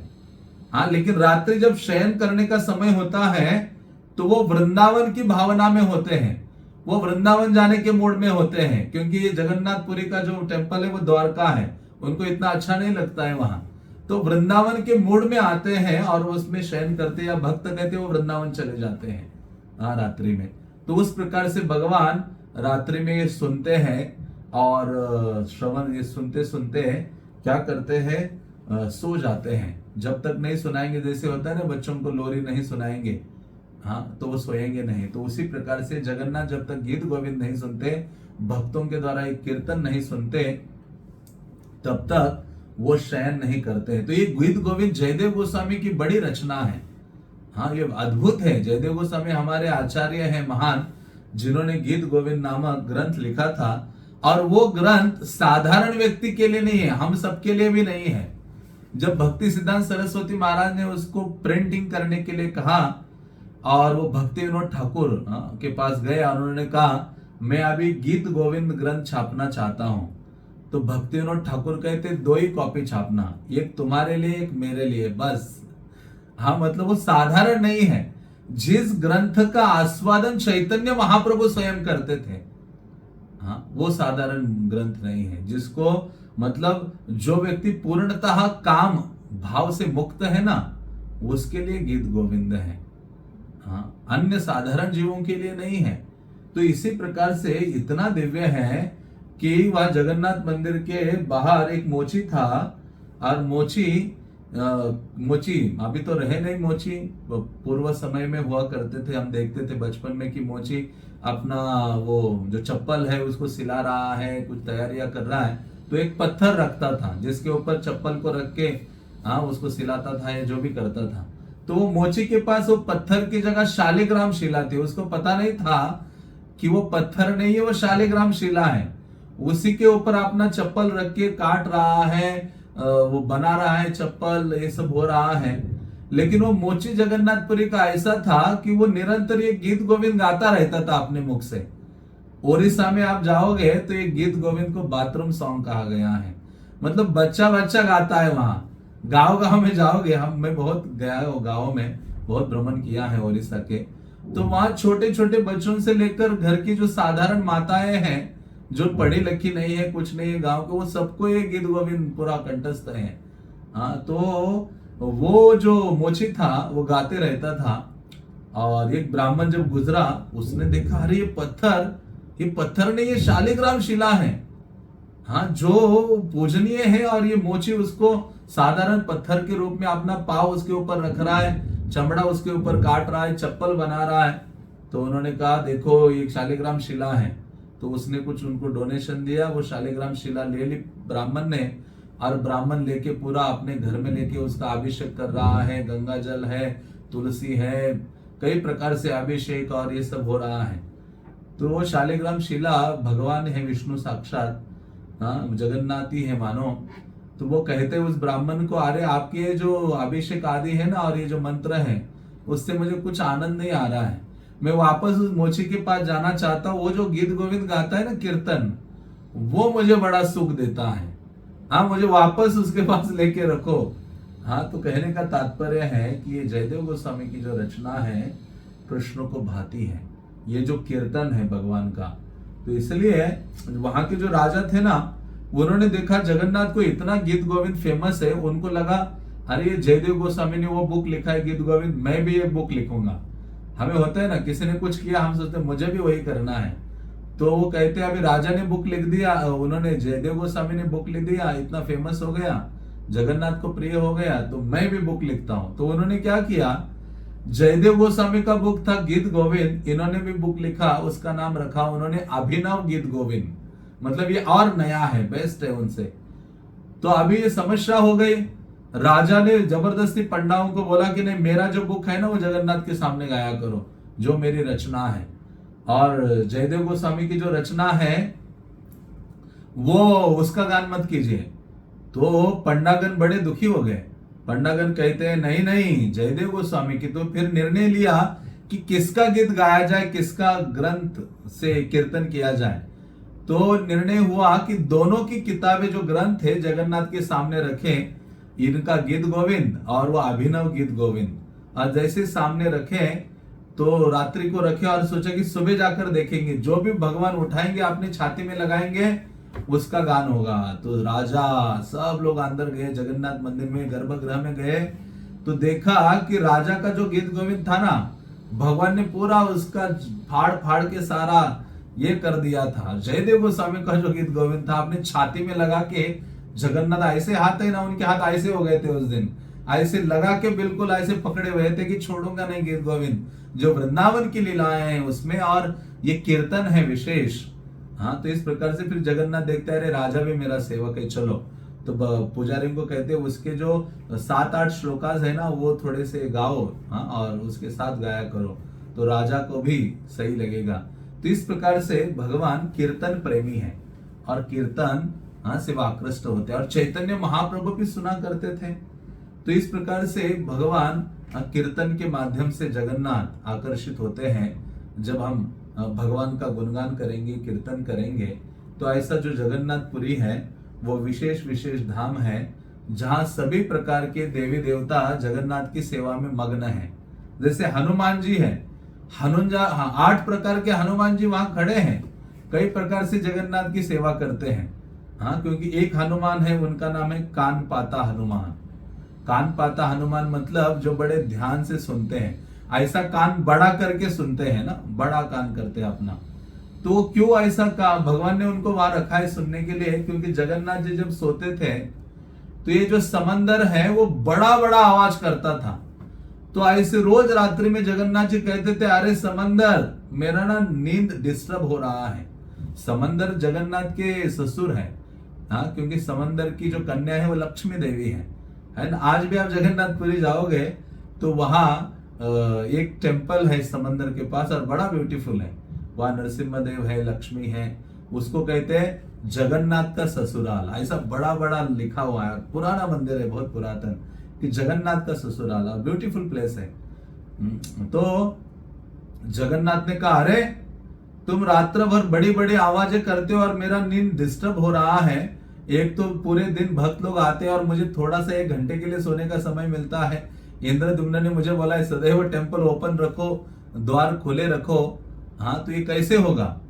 हाँ, थोड़ा 1 घंटे के लिए सोता, उसमें तुम बाधा उत्पन्न करते हो मेरी निद्रा में। तो उनको कहा आवाज नहीं आनी चाहिए। तो देखा फिर से आने लगी, तो हनुमान जी को खड़ा करते। हाँ, समंदर कहता है आप अपने मंदिर को और एक बड़ा दीवार बना दो ना, उससे थोड़ी आवाज कम आएगी, मुझे डिस्टर्ब क्यों कर रहे जगन्नाथ। तो फिर एक बड़ा दीवार बनाया, उसका नाम है कुर्म प्राचीर। और फिर भगवान ने क्या किया, वहां उत्तर द्वार में, उत्तर या पश्चिम द्वार में जो हनुमान जी है ना, उन पश्चिम द्वार में हनुमान जी को खड़ा कर दिया वहां, और उनका नाम रखा कान पाता हनुमान। मतलब हनुमान तुम क्या करो, यहां से ध्यान से सुनो, उसकी जो समंदर की आवाज है वो नहीं आनी चाहिए, और उस आवाज को बाहर ही रोक दो, ताकि मैं पीसफुली आराम से सो सकता हूं। इसलिए तो क्षीर सागर में जाते सोने के लिए भगवान। और वहां किसका बेड ऐसा है, किसी को नींद आएगी, सांप हो सारे नीचे, और आपको कहा जाए कि बस आज आबू धाबी में आपके बेड में 2-4 सांप होंगे और आपको सोना है। जगन्नाथ जी तो पूरे अनंत शेष और उतने और सो रहे हैं, और ऊपर से सारे जो उनका फन है, भगवान अनंत शेष ऐसे देख रहे कई मुखों से।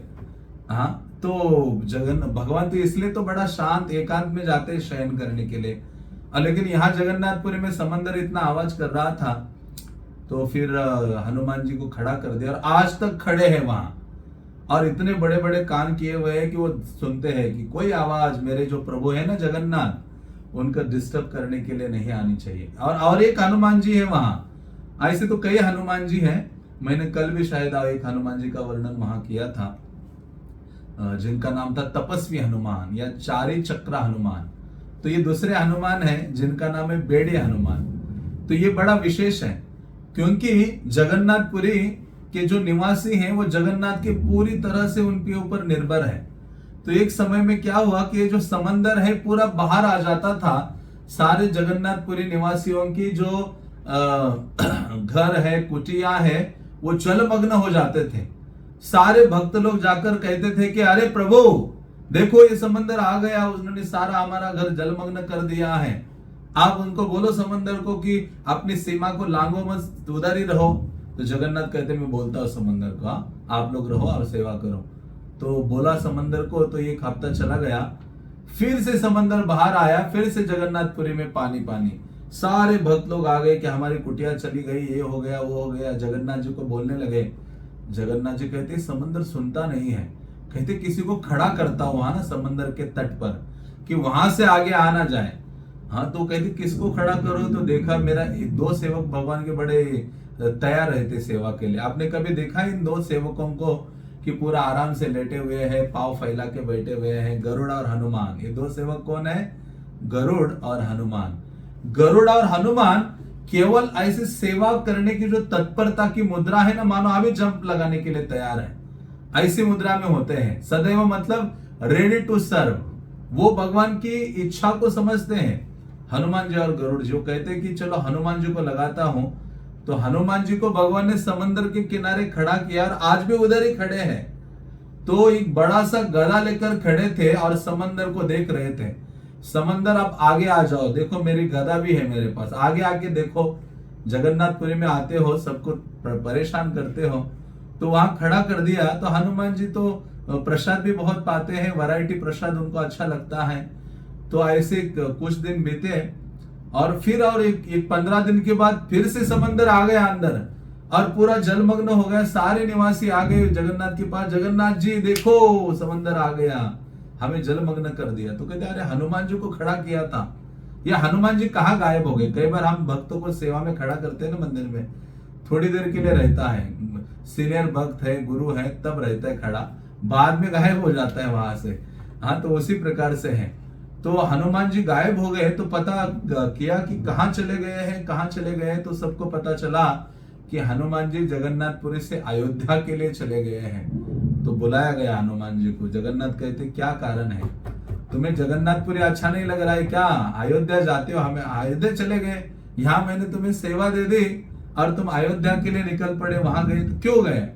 कहते जगन्नाथ जी देखिए, पूरा हृदय ओपन करके बताता हूँ, आपका जो प्रसाद है ना, उसमें प्रतिदिन भात बहुत होता है, राइस खा खाकर मैं थोड़ा सा थक गया हूँ।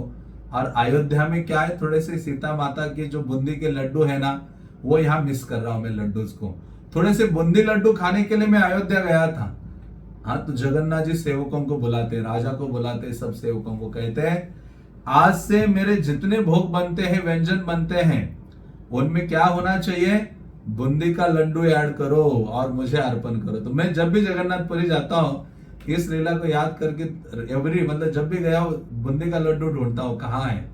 हाँ, तक ये हनुमान और जगन्नाथ का कनेक्शन है, वो पाकर ही वापस आता हूँ। तो ऐसे कई सारे व्यंजन है वहां, और सारे व्यंजनों की बहुत अलग अलग कथाएं हैं। तो उनमें से ये जो हनुमान थे, ये बूंदी का लड्डू शुरू कर दिया, लेकिन फिर भी जगन्नाथ को लगा कि क्या भरोसा, हाँ दूसरी बार कोई और लड्डू याद आएगा, फिर से चला जाएगा वहां।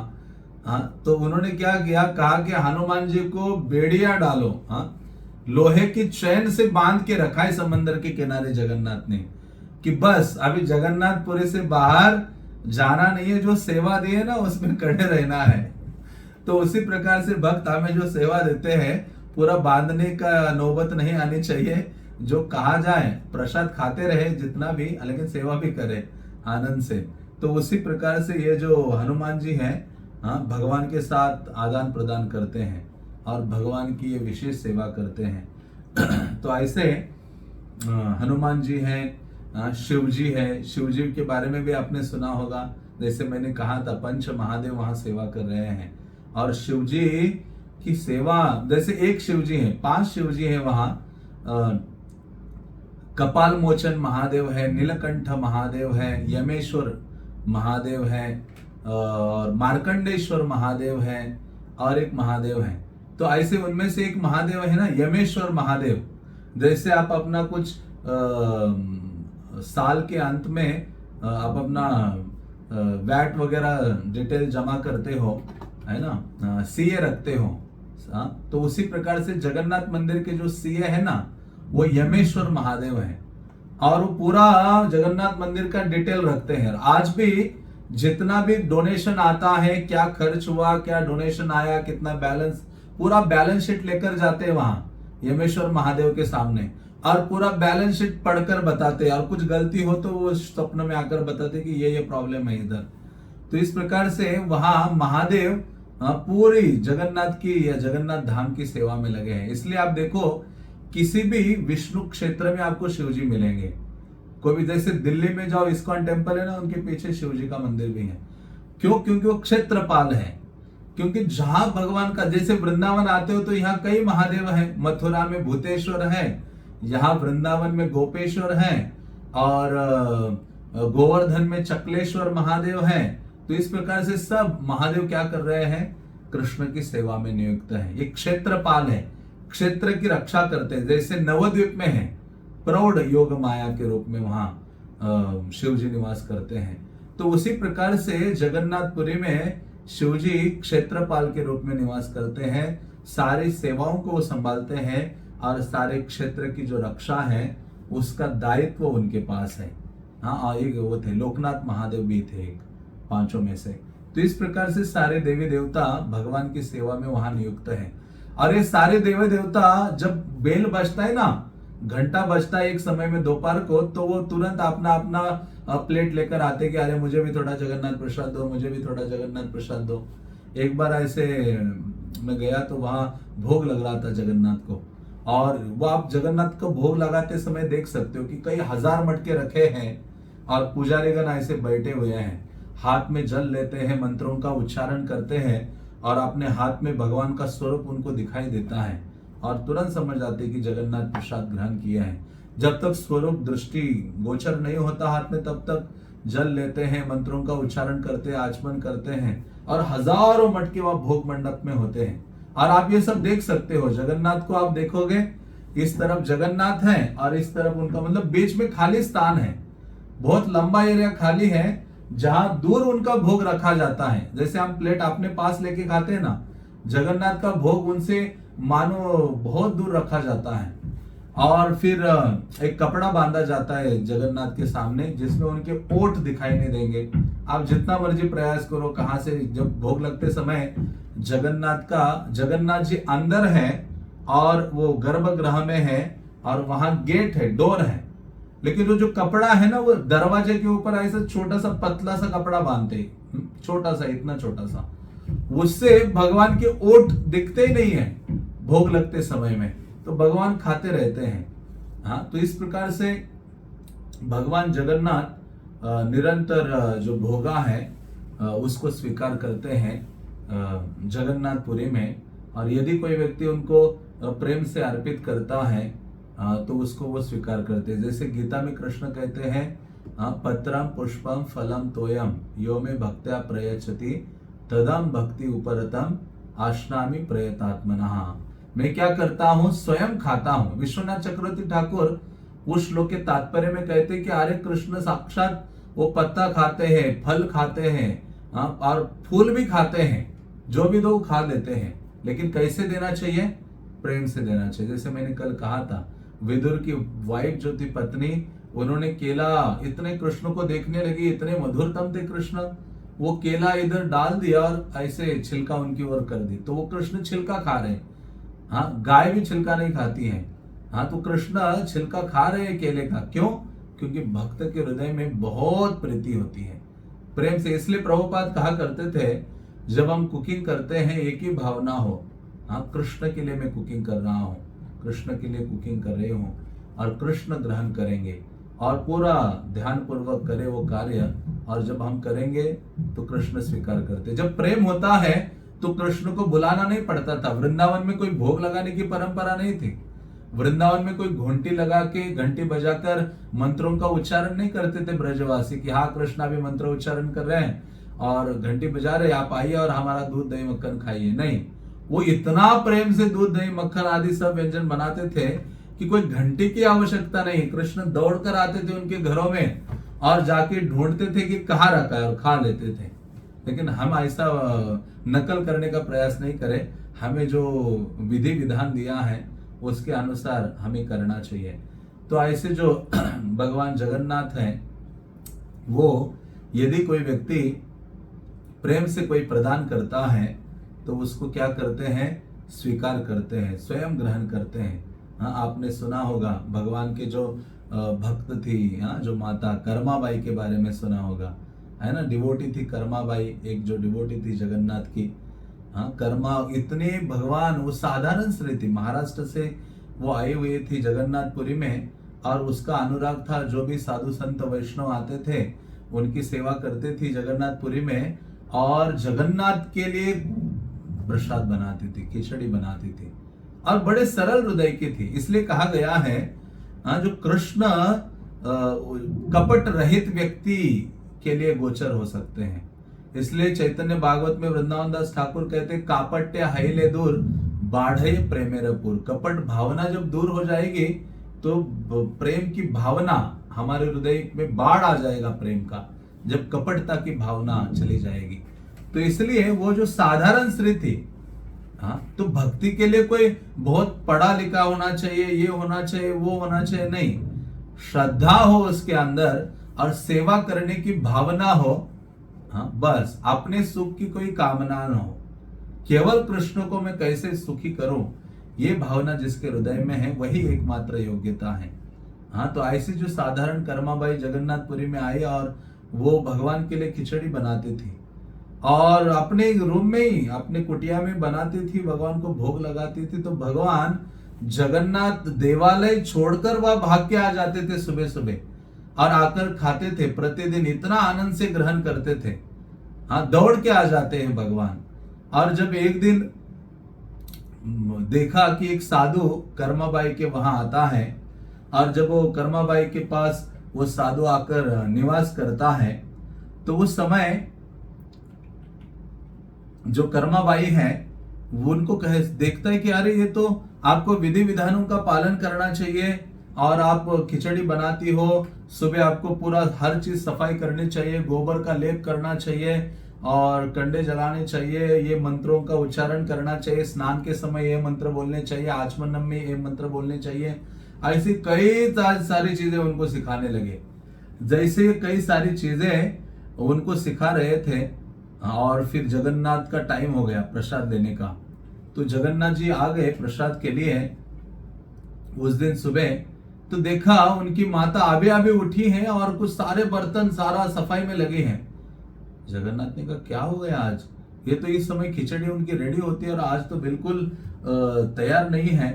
तो वो समय भगवान फिर से वापस जाते हैं अपने मंदिर में और थोड़ा वेट करते, रहा नहीं जाता जगन्नाथ से, क्योंकि उनकी माँ है वो, और उनके हाथ का जो खिचड़ी है ना, जगन्नाथपुरी में जितने 56 भोग है उससे ज्यादा प्रिय उनको वो खिचड़ी थी, उसको खाने के लिए दौड़ पड़ते थे।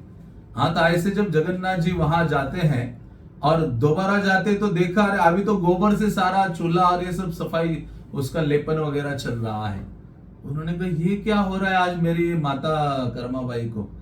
उनका नाम कर्मा इसलिए पड़ा क्योंकि जगन्नाथ कहा करते थे जल्दी कर्मा, कर माम, जल्दी करो हे माँ तुम थोड़ा जल्दी करो, इसलिए उनको कर्मा कहा गया है। तो कर्माबाई उनको कहा गया।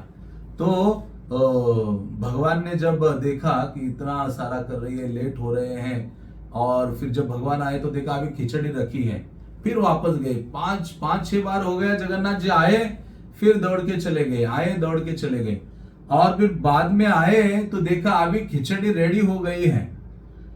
और जब खिचड़ी रेडी हो गई तो जगन्नाथ जी बैठ गए पाने के लिए और पा रहे थे। दोनों हाथों से पा रहे थे, बाकी दिनों में एक हाथ से। क्योंकि उनको पता था आज लेट हो रहा हो, दोपहर का भोग लगने का समय हो रहा है, और जब दोनों हाथों से पा रहे थे तो वहां पुजारी ने जगन्नाथ मंदिर में जोर जोर से घंटी बजाई कि अभी भोग का टाइम हो गया। जैसे घंटी बजाई जगन्नाथ जी दौड़ के भाग गए। ओडिशा में एक मंदिर है इस्कॉन का, हम वहां जाते थे, तो वहां प्रसादम के लिए आपको बुलाएंगे नहीं, एक बड़ा सा घंटा रखा है इस्कॉन टेम्पल में, और जब प्रसादम रेडी हो गया ना, एक भक्त जाता है जोर जोर से घंटा बजाता है, बेल बजाता है, तो समझ जाना आप मंदिर कैंपस में हो कि अभी प्रसादम शुरू होने वाला है, और आपने मिस किया तो आपको प्रसाद नहीं मिलेगा। तो उसी प्रकार से जैसे घंटी बजी, जगन्नाथ जी खिचड़ी खाते खाते अभी सारे उनके उंगलियों में खिचड़ी लगी हुई है। हल्दी ज्यादा थी उस दिन, और इतनी पीली पीली खिचड़ी थी, गए मानो सुभद्रा का वर्ण है, तो वो खा लिया और दौड़ के गए, जाके बैठ गए रत्न सिंहासन पर, वैसे कि मैंने कुछ नहीं किया, मैं बाहर नहीं गया था। और पुजारी ने घंटी बजाई और देखा, भगवान को देखते हैं ना कि अभी देखा तो अरे ये सारे ओठों में यहाँ सब जगह खिचड़ी लगी हुई है। तो रुक गया, पुजारी कहते अभी भोग रोकना होगा। राजा को बुलाया और कहा कि अरे ये क्या है। जगन्नाथ को कहते प्रभु आप कहां से खाकर आते हो, बाहर जाते हो क्या, हमारा मंदिर छोड़ के जाते, आपको लक्ष्मी के हाथ का अच्छा नहीं लगता है। जैसे घर में लड़ाई होती है ना पति पत्नी की, तो कहते आपके हाथ का भोजन मुझे अच्छा नहीं लगता है, मैं इधर जाके खाता हूँ, उधर जाके खा के आता हूँ। तो उसी प्रकार से राजा कहता है हे जगन्नाथ, क्योंकि वहां जगन्नाथ मंदिर में जो किचन इंचार्ज है ना, वो लक्ष्मी देवी है। जैसे कृष्णा वृंदावन में कौन है, राधा रानी है, तो जगन्नाथपुरी में तो ये सारी लक्ष्मियां हैं, 16,108 लक्ष्मियां हैं जगन्नाथ की सेवा में।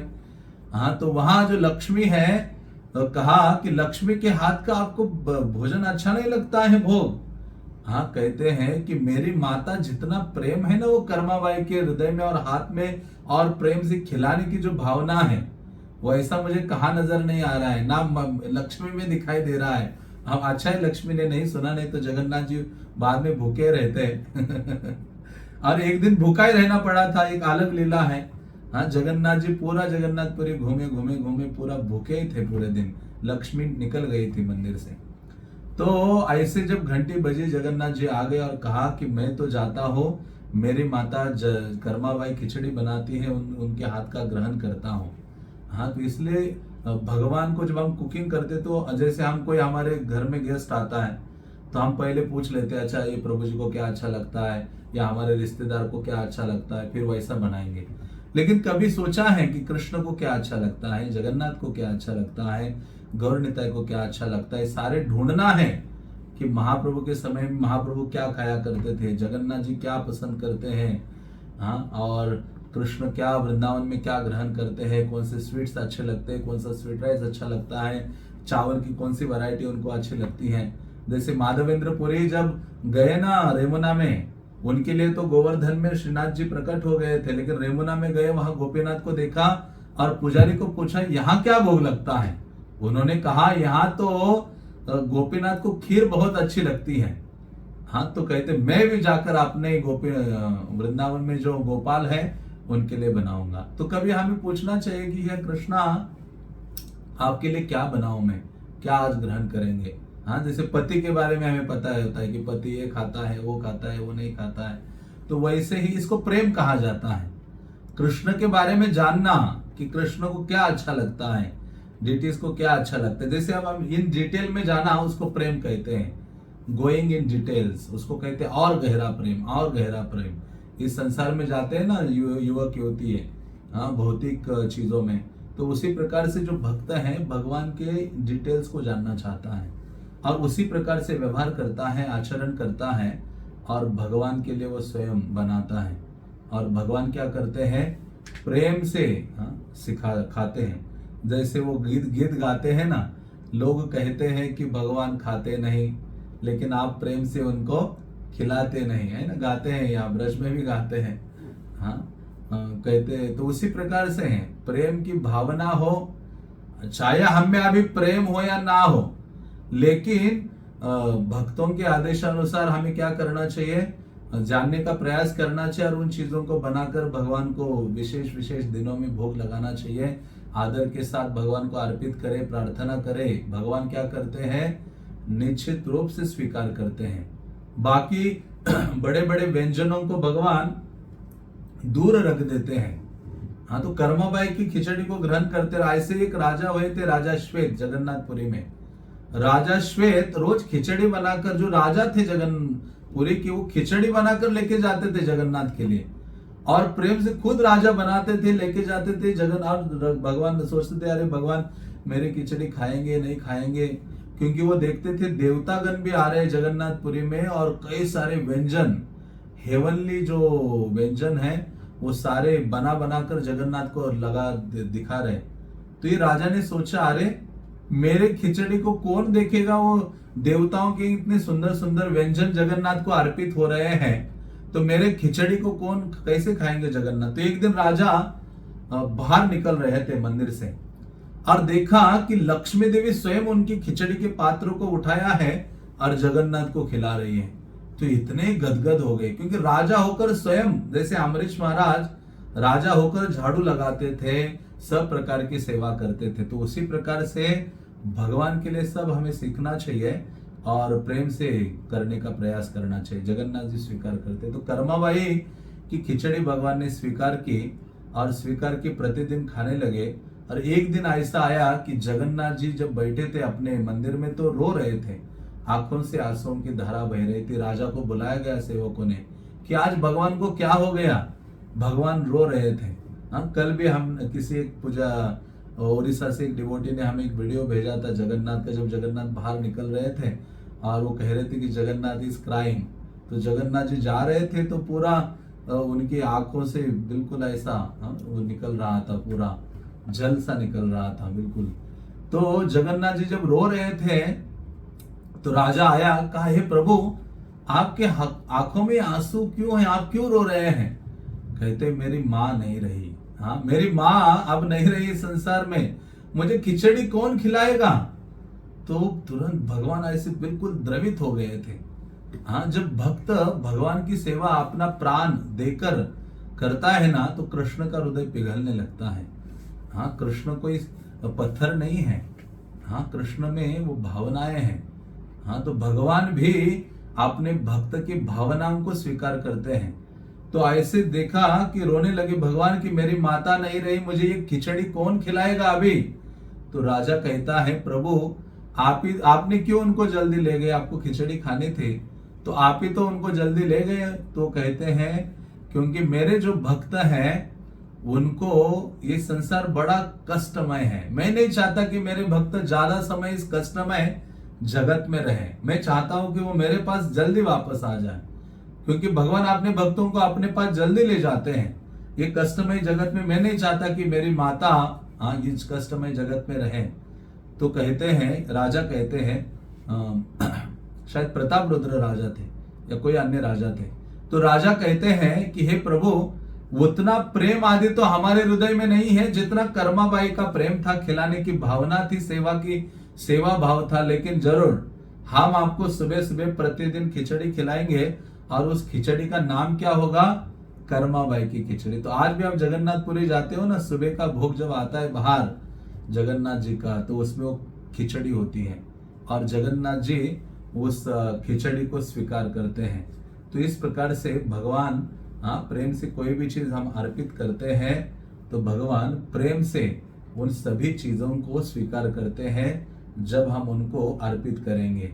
तो ऐसे ही है, एक जो डिवोटी हुए थे जिनका नाम था प्रभुदास, एक जगन्नाथ मंदिर की गेट पर ही एक भक्त था जिनका नाम था प्रभुदास, और उनका एक शॉप था। किस चीज की दुकान थी?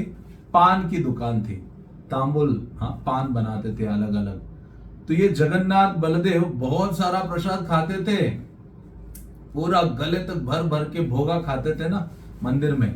तो और ये जो भक्त था प्रभुदास, इनको लगता था, इनके हृदय में ये इच्छा थी कि अरे मैं जो है भगवान इतना दिन भर खाते हैं तो अंत में इन्होंने पान खाना चाहिए, तांबुल खाना चाहिए, उनके लिए अच्छा होगा, भगवान के लिए। तो ये साधारण भक्त था, इन्होंने सोचा, उन दिनों तांबुल जगन्नाथ को अर्पित नहीं होता था, पान अर्पित नहीं होता था, भगवान को बाकी सारे व्यंजन वो सब अर्पित होते थे। लेकिन ये भक्त था, उनके हृदय में ये भावना थी। तो ये इतने बड़े भक्त नहीं थे कि ये नई परंपरा शुरू हो जाए और जगन्नाथ को तांबुल भी अर्पित करना शुरू हो जाए, राजा सुने और ये सेवा स्टार्ट करे, ऐसा नहीं होता। लेकिन इनके हृदय में इच्छा थी कि नहीं, जगन्नाथ जी ने तांबुल खाना चाहिए, और प्रार्थना करते थे, प्रभु स्वीकार कीजिए, प्रतिदिन दर्शन के लिए जाते थे। तो एक दिन भगवान जगन्नाथ और बलराम संध्या के समय में जब उनको सुलाते थे, और भगवान तुरंत बाहर आ जाते थे निकलकर, पूरा सा अपना चद्दर वगैरह पीताम्बर धारण करके बलराम के साथ आते थे, और आकर क्या करते थे? कहते थे, हे प्रभुदास, हमें थोड़ा पान दे दो। तो प्रभुदास से वो पान ग्रहण करते थे भगवान, और पान ग्रहण करते थे और खाते खाते जाते थे वापस जगन्नाथ मंदिर में। तो एक दिन एक वैष्णव वहां श्री मंदिर में थे जिनका नाम था बलराम दास। उन्होंने देखा, वो भी महान भक्त थे, उन्होंने देखा जगन्नाथ मंदिर बंद होने के पश्चात दो युवक बाहर आते हैं और सामने जो पान की दुकान है उसमें जाते हैं, पान खाते हैं और पूरा अपना मुंह लाल लाल करके एक दूसरे के मुंह को ऐसे ना जीभ दिखा कर कहते, देखो। बलराम कहते, तुमसे मेरा लाल है ये मुंह जो है। तो बड़े ऐसी बातें करते हुए अंदर जाते थे। तो ये जो बलराम दास नामक डिवोटी थे, उन्होंने कहा, ये प्रभुदास जिनके शॉप थे उनके पास गए, कहते, अच्छा ये दो युवक आते हैं शाम को आपके पास, वो पैसे देते हैं कि आप फ्री देते हो, उनको पान खिलाते हो?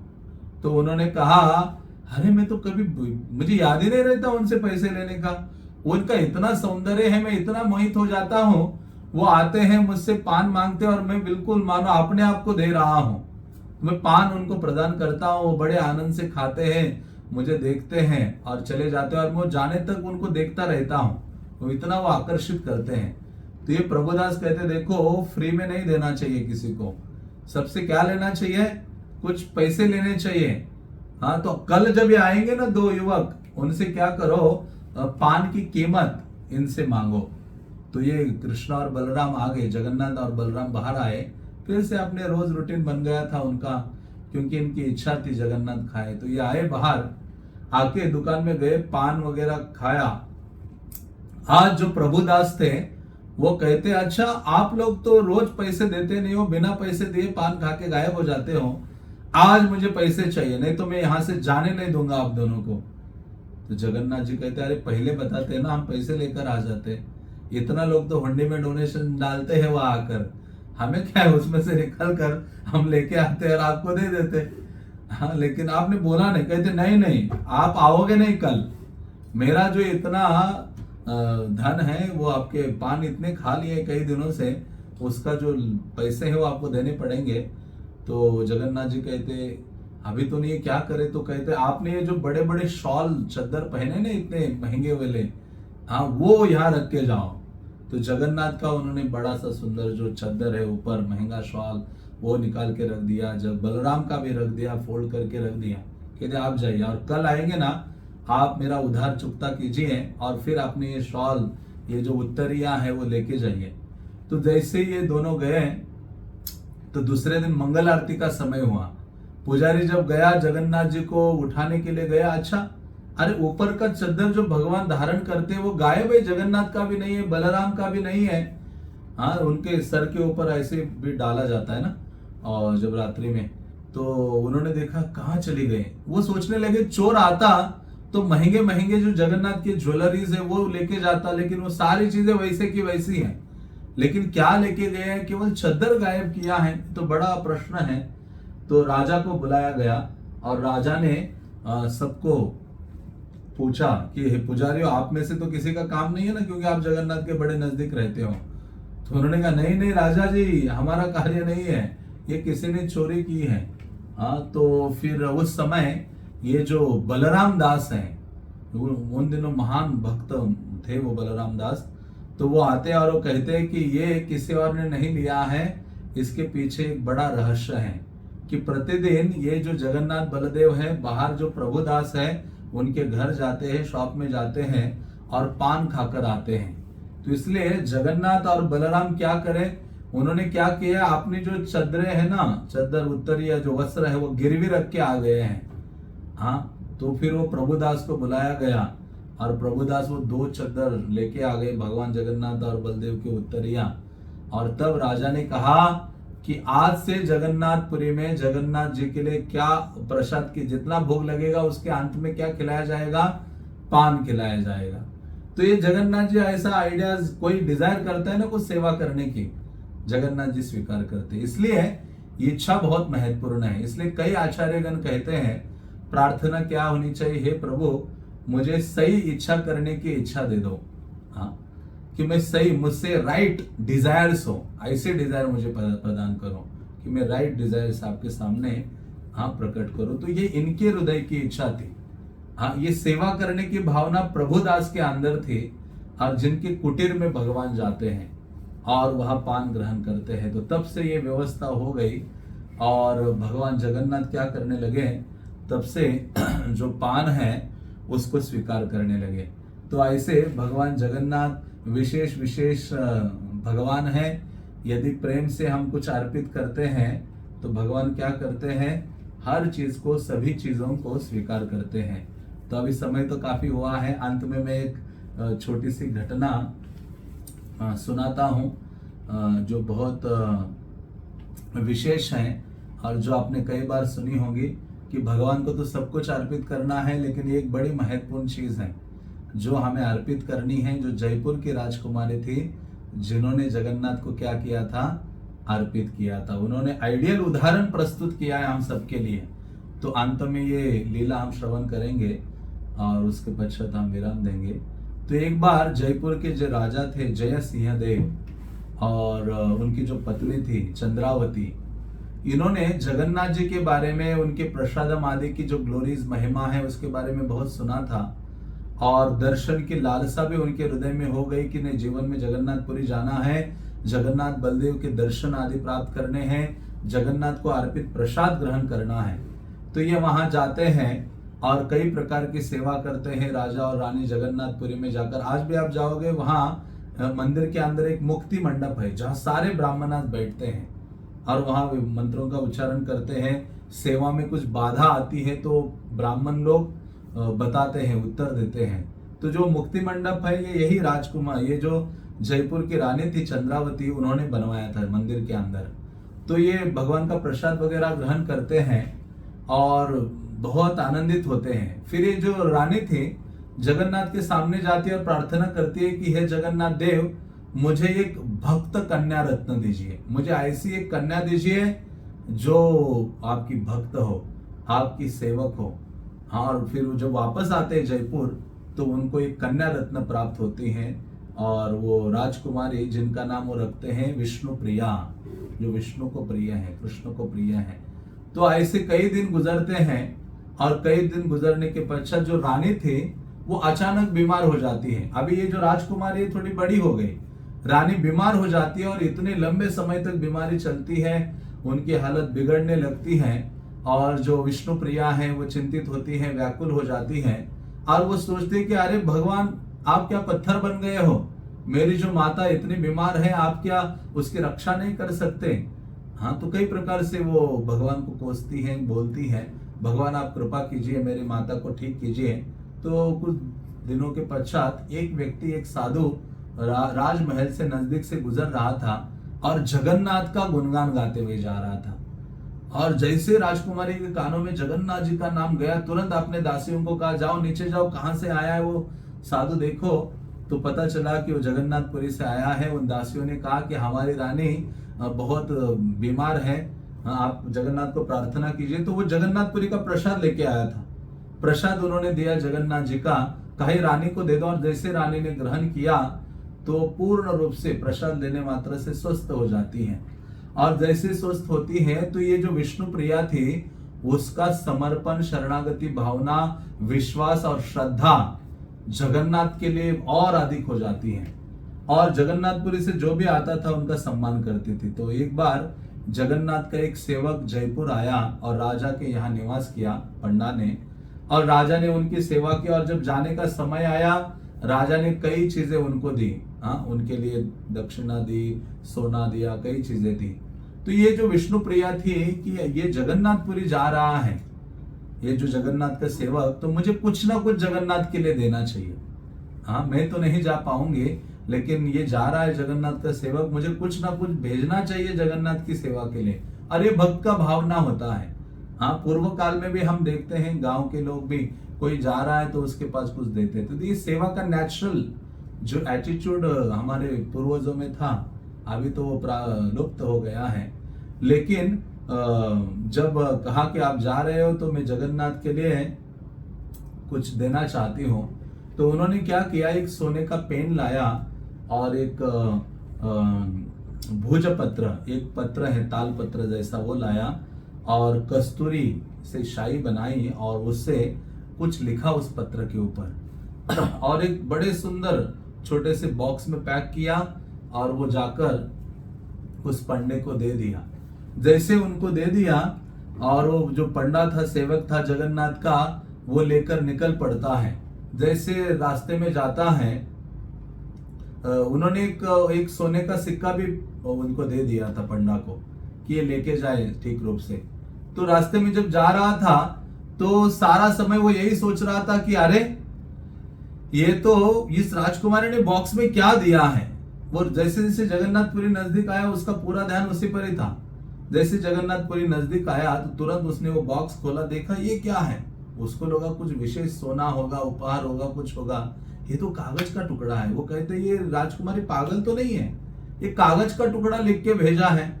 उसने क्या किया, वो फेंक दिया और जाकर अपने घर में खुशी से जो भी राजा से धन संपदा लाया था आराम से सो गया।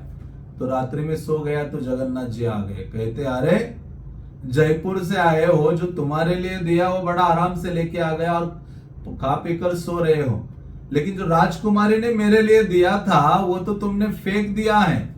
सुबह उठो जल्दी और आओ मेरे पास, देखो मैंने जो राजकुमारी को दिया है ना, उसको मैंने अपने हृदय से लगा के वहां बैठा हूं।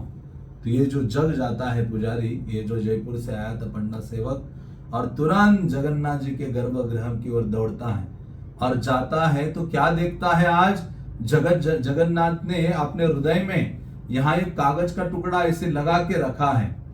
हाँ, तो वो पुजारी लोग निकालते हैं वहां से उस टुकड़े को और पढ़ने लगते हैं। तो उसमें एक श्लोक लिखा था राजकुमारी ने। राजकुमारी सोच रहे थे कि अरे हे प्रभु, हाँ वो आपको क्या दूं, मैं क्या दूं, क्या क्या है मेरे पास देने के लिए। जैसे हनुमान जी को देने के लिए कुछ नहीं था ना राम के पास। हाँ, तो उसी प्रकार से राजकुमारी सोचती है कि क्या दूं, एक श्लोक लिख दिया उसके ऊपर। वो क्या लिखती है, रत्नाकरस्तव ग्रहं ग्रहिणीं च लक्ष्मी किं देयमस्ति भवते पुरुषोत्तमाय आभीर गोपललनार्तमानसाय दत्तम मनस तदनु में कृपया ग्रहान। तो वो कहती है कि रत्नाकरस्त्वम ग्रहिणीं च लक्ष्मी, कि हे जगन्नाथ जी, हाँ जो रत्न जहां से प्राप्त होते हैं ना समंदर से, हाँ वो जो लक्ष्मी है ना वो आपकी तो पत्नी ही है, इसलिए आपके पास धन संपदा रत्न आदि की कोई कमी नहीं है। तो पहली चीज हट गई कि मैं आपको कुछ धन संपदा आदि दे भी नहीं सकती, आपके पास असीम मात्रा में है। भगवान क्या दूं हे पुरुषोत्तम जगन्नाथ में आपको? तो कहती है कि अभी मुझे समझ में आया, आपके पास सब हो सकता है, लेकिन एक चीज नहीं है आपके पास जो मैं दे रहे हूं अभी। तो क्या नहीं था जगन्नाथ जी के पास? जगन्नाथ जी के पास एक चीज नहीं थी और अभी भी नहीं है। क्या नहीं है? हाँ, आप सोच सकते हैं कि जगन्नाथ जी या कृष्ण द्वारका में निवास करते हैं, मथुरा में निवास करते हैं, तो भी वो अपना जो मन है वो कहां छोड़कर आए हैं? वृंदावन छोड़ के आए हैं। इसलिए वो जो राजकुमारी कहती है, दत्तम मनस तदनु में कृपया ग्रहण, कि हे जगन्नाथ मैं अपना मन आपको दे रही हूं, क्योंकि आपके पास तो खुद का मन है नहीं, तो मेरा मन ले लीजिए आपके पास और उसको रखिए। तो उसी प्रकार से हमारे लिए महत्वपूर्ण है। ये राजकुमारी ने क्या किया है? अपना मन भगवान जगन्नाथ को दे दिया है, जगन्नाथ को अर्पित कर दिया है। तो उसी प्रकार से हमें भी, हमें अपना जो ये पागल मन है, हठीला मन है, ये जगन्नाथ को देने का प्रयास करना है, भगवान जगन्नाथ को अर्पित करना है, जिस प्रकार से राजकुमारी ने अर्पित किया। और ये सारे सर्वस्व है सारे कथा वार्ता आदि का, क्योंकि भगवत गीता में कृष्ण कहते हैं, भगवान ने तो पत्र पुष्प फलम तो एक ही बार मांगा है, लेकिन कई बार क्या बोले हैं? मन मना भव मत भक्त। तो अरे आपका मन दो, मन दो, मन दो। तो इसलिए हमें अपना मन भगवान के चरण कमलों में देना चाहिए। तो कैसे दे सकते हैं? फिर से वही श्रवणम और कीर्तनम के माध्यम से, सेवा के माध्यम से। जब भगवान की सेवा करेंगे हम भक्तों के आदेशानुसार, तो हमारा जो पागल मन है कृष्ण में, जगन्नाथ में स्थिर हो जाएगा। इसलिए प्रभुपाद कहते हैं, कई लोग कहते थे प्रभुपाद जब जप करते हैं ना, तब ये मन पूरे जगत में भ्रमण करता है। तो प्रभुपाद कहते हैं भ्रमण करने दो, लेकिन तुम क्या करो? हरे कृष्णा कृष्णा कृष्णा हरे हरे, हरे राम राम राम हरे हरे। तो प्रभुपाद कहते थे आप हरे नाम लेते रहो, हरे कृष्णा बोलते रहो, जप करते रहो, जप करते रहो। एक दिन ऐसा आएगा कि हरे कृष्णा महामंत्र विजय प्राप्त करेगा और ये जो मन है कृष्ण के चरणों में सरेंडर हो जाएगा। तो इसलिए हरि नाम को छोड़ना नहीं है, कृष्ण का गुणगान करना अपनी जीवा से छोड़ना नहीं है। श्रवण कीर्तन अधिक से अधिक करते रहे, कानों के रंध्रों से अधिक कृष्ण की कथाओं को पीते रहे, सुनते रहे, जाने दो अंदर जाने दो। जैसे जन्म लिया है तब से हमारा पेट भरा है क्या? अभी तक नहीं भरा है ना। तो कृष्ण कथा तो अमृतमय है, वो जितना व्यक्ति सुनेगा उतनी प्यास बढ़ेगी। जैसे कृष्ण को गोपियां देखती थी, तृप्त नहीं होती थी उनकी आंखें, ब्रह्मा को गाली देती हैं, पलक बना दी। वो जितना देखती थी और देखने की भावना बढ़ती थी, और देखने की भावना। तो उसी प्रकार से ऐसी स्थिति आनी चाहिए कि कृष्ण की कथा सुने बिना रहा नहीं जाए। ऐसे व्याकुल हो जाए, अरे आज मैंने कुछ सुना नहीं है, आज मैंने कुछ सुना नहीं है ना। जैसे कुछ पियक्कड़ होते हैं ना, आज मैंने बोतल का ढक्कन नहीं खोला है, आज मैंने ये नहीं किया है। तो उसी प्रकार से हमें सुनना है और सुनते सुनते भगवत धाम जाना है। जैसे परीक्षित महाराज गए, परीक्षित महाराज हमारे लिए आदर्श है। श्रवणे परीक्षित वया सखी कीर्तने। तो ये परीक्षित महाराज को हम अपना लीडर या आइडियल बनाए और हम आनंद में रहेंगे सुनेंगे। तो वैसे भी देखो, वो व्यक्ति सुखी रहता है जो सुनता है, जो बॉस की सुनता है, टीचर की सुनता है ना। भौतिक जगत में भी देखो, आप घर में जब सुनते हो, आप पत्नी पति की सुनेंगे तो शायद ठीक रहेगा, या नहीं उल्टा भी है। तो ऐसा है, तो सुनना कितना महत्वपूर्ण है। तो हमारे लिए परीक्षित महाराज है जिन्होंने मृत्यु के अंत तक कृष्ण का श्रवण किया और तक्षक सर्प डसने से पहले कृष्ण का स्मरण करते हुए शरीर को त्याग कर दिया। तो इस प्रकार से जगन्नाथ देव हैं, जब हम सुनेंगे तो जगन्नाथ जी निश्चित रूप से कृपा करेंगे। तो इस प्रकार से हमने कल और आज जगन्नाथ की जो लीला महिमा कथा है थोड़ा सा श्रवण करने का प्रयास किया। उनके बारे में बहुत कुछ है, आप बुक में पढ़ सकते हैं और हम यहाँ विराम देते हैं। हरे कृष्णा कृष्णा कृष्णा हरे हरे, हरे राम राम राम हरे हरे। जगन्नाथ बलदेव सुभद्रा महारानी की जगन्नाथपुरी धाम की जय।